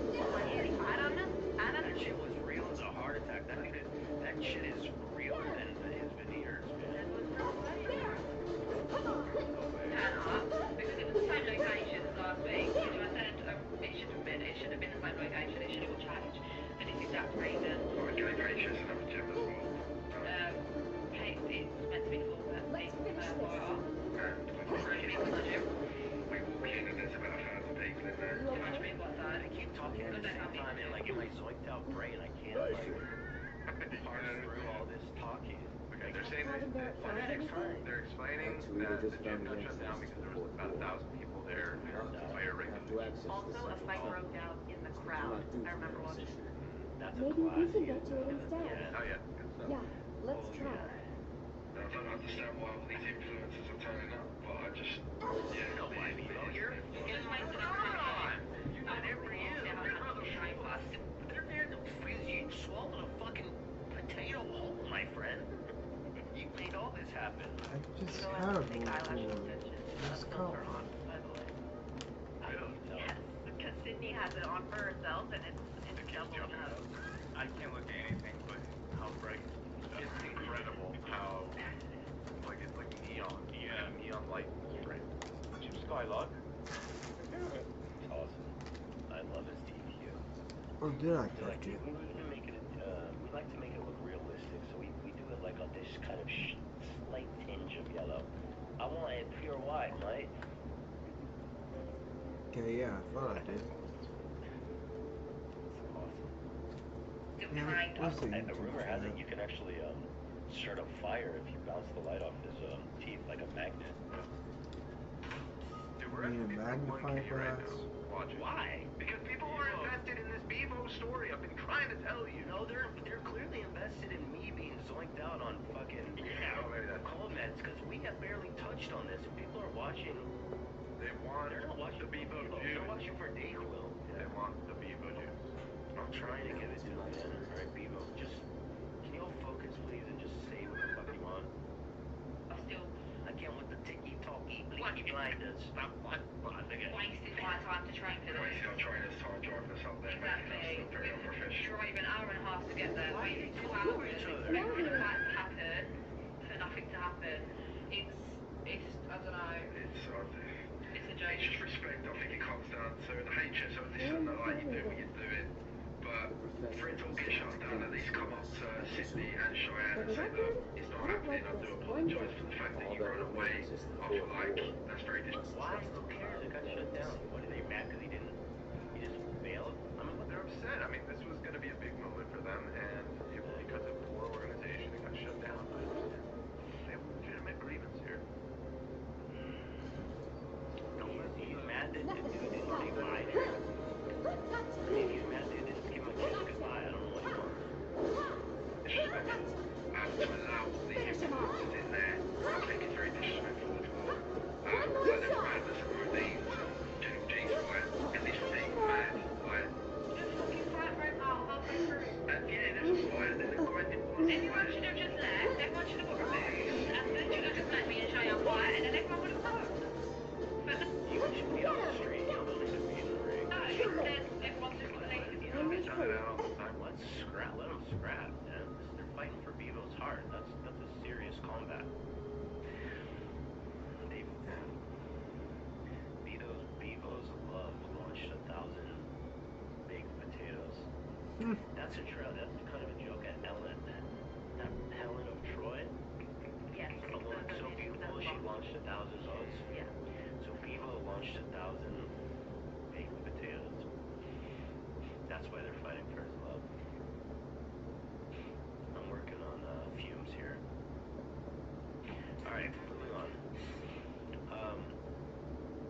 Bevo posted this video saying he would never cheat, and the narrative was all a lie. Bro, no shot. Right? Like I'm being a scumbag. No shot. like I'm cheating or something like that. You know what I love? Yeah, I gotta say this about Bevo. I've never seen anybody that looks like him.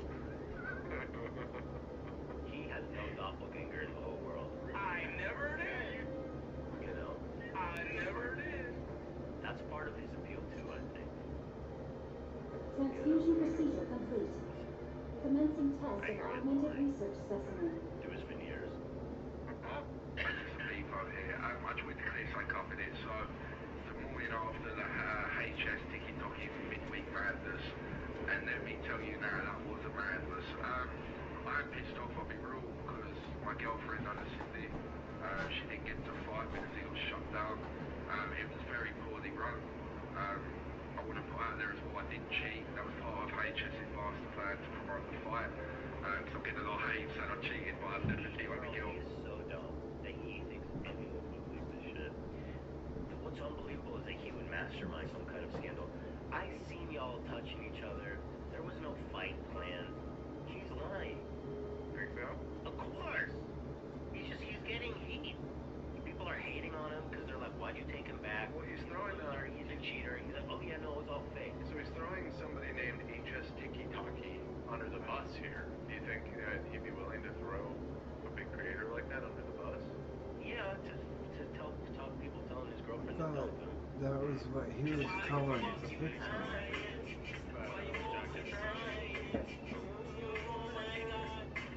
The fucking Maybe it looks like a liar. mastermind. Maybe together they're like, I'm gonna see this a lie.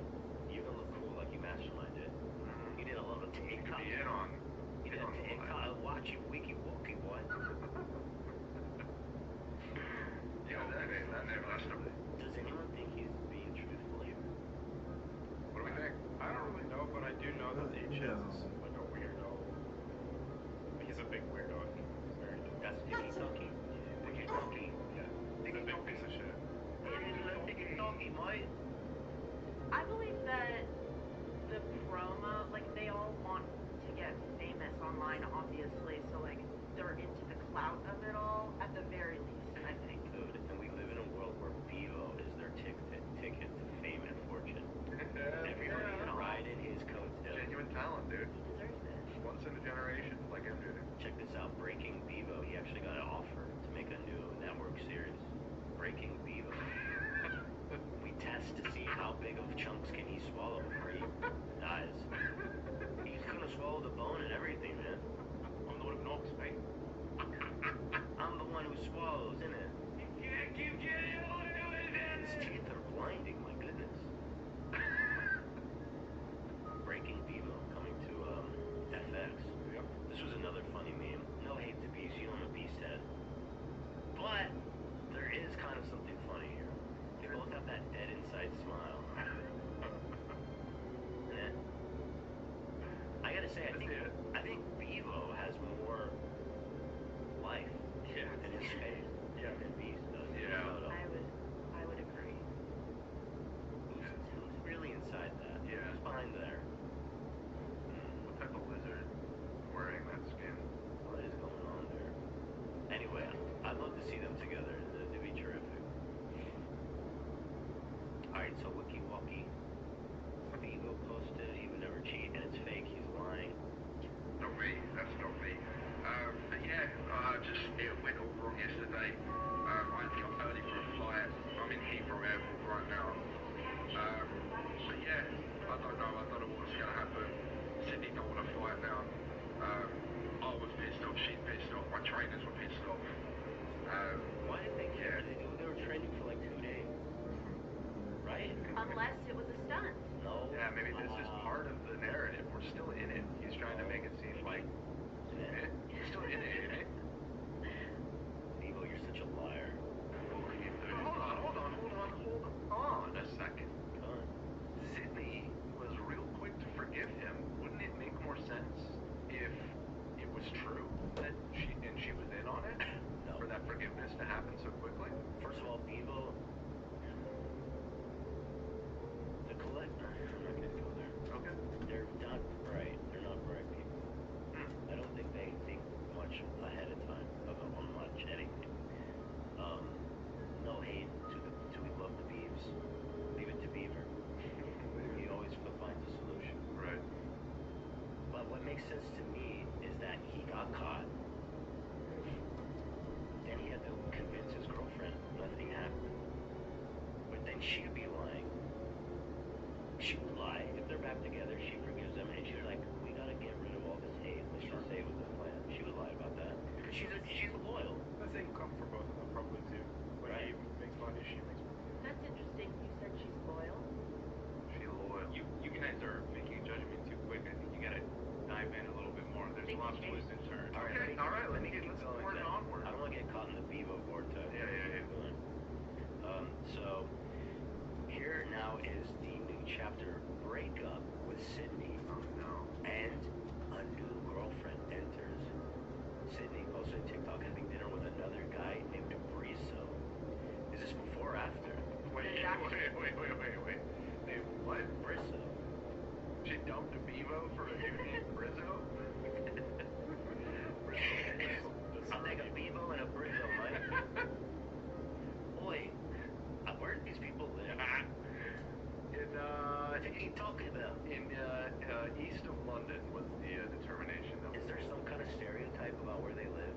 Yeah, they're called Essies. I only know this because last time that we talked about Bebo, our UK fans were saying in the chat, because you were asking about like what is his accent and everything, and everybody was speculating. He's an Essie.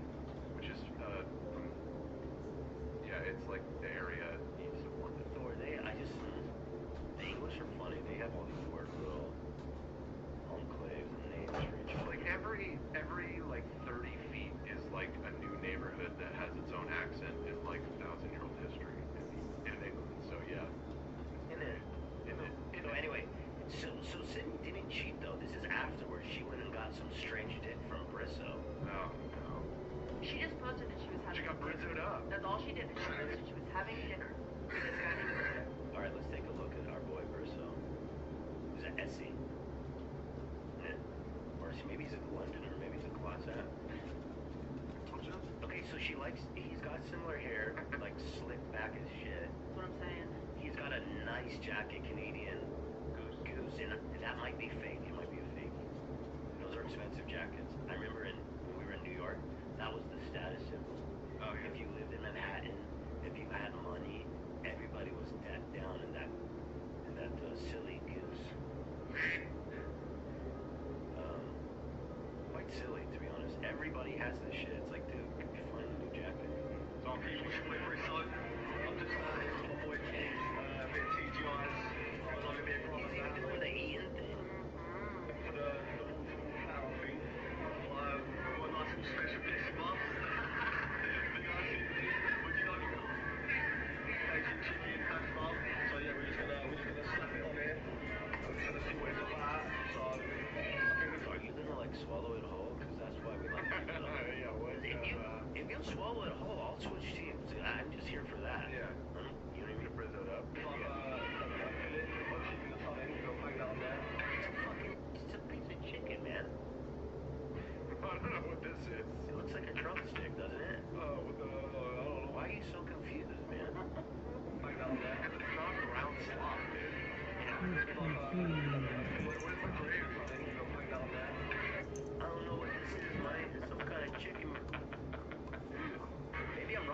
after listening to this, It's called a chicky wiki in the coop, Mike.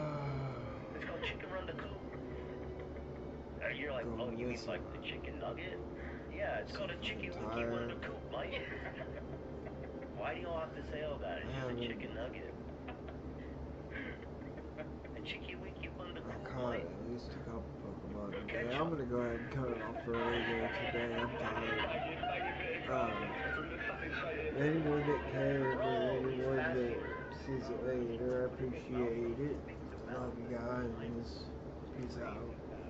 Oh, puppy.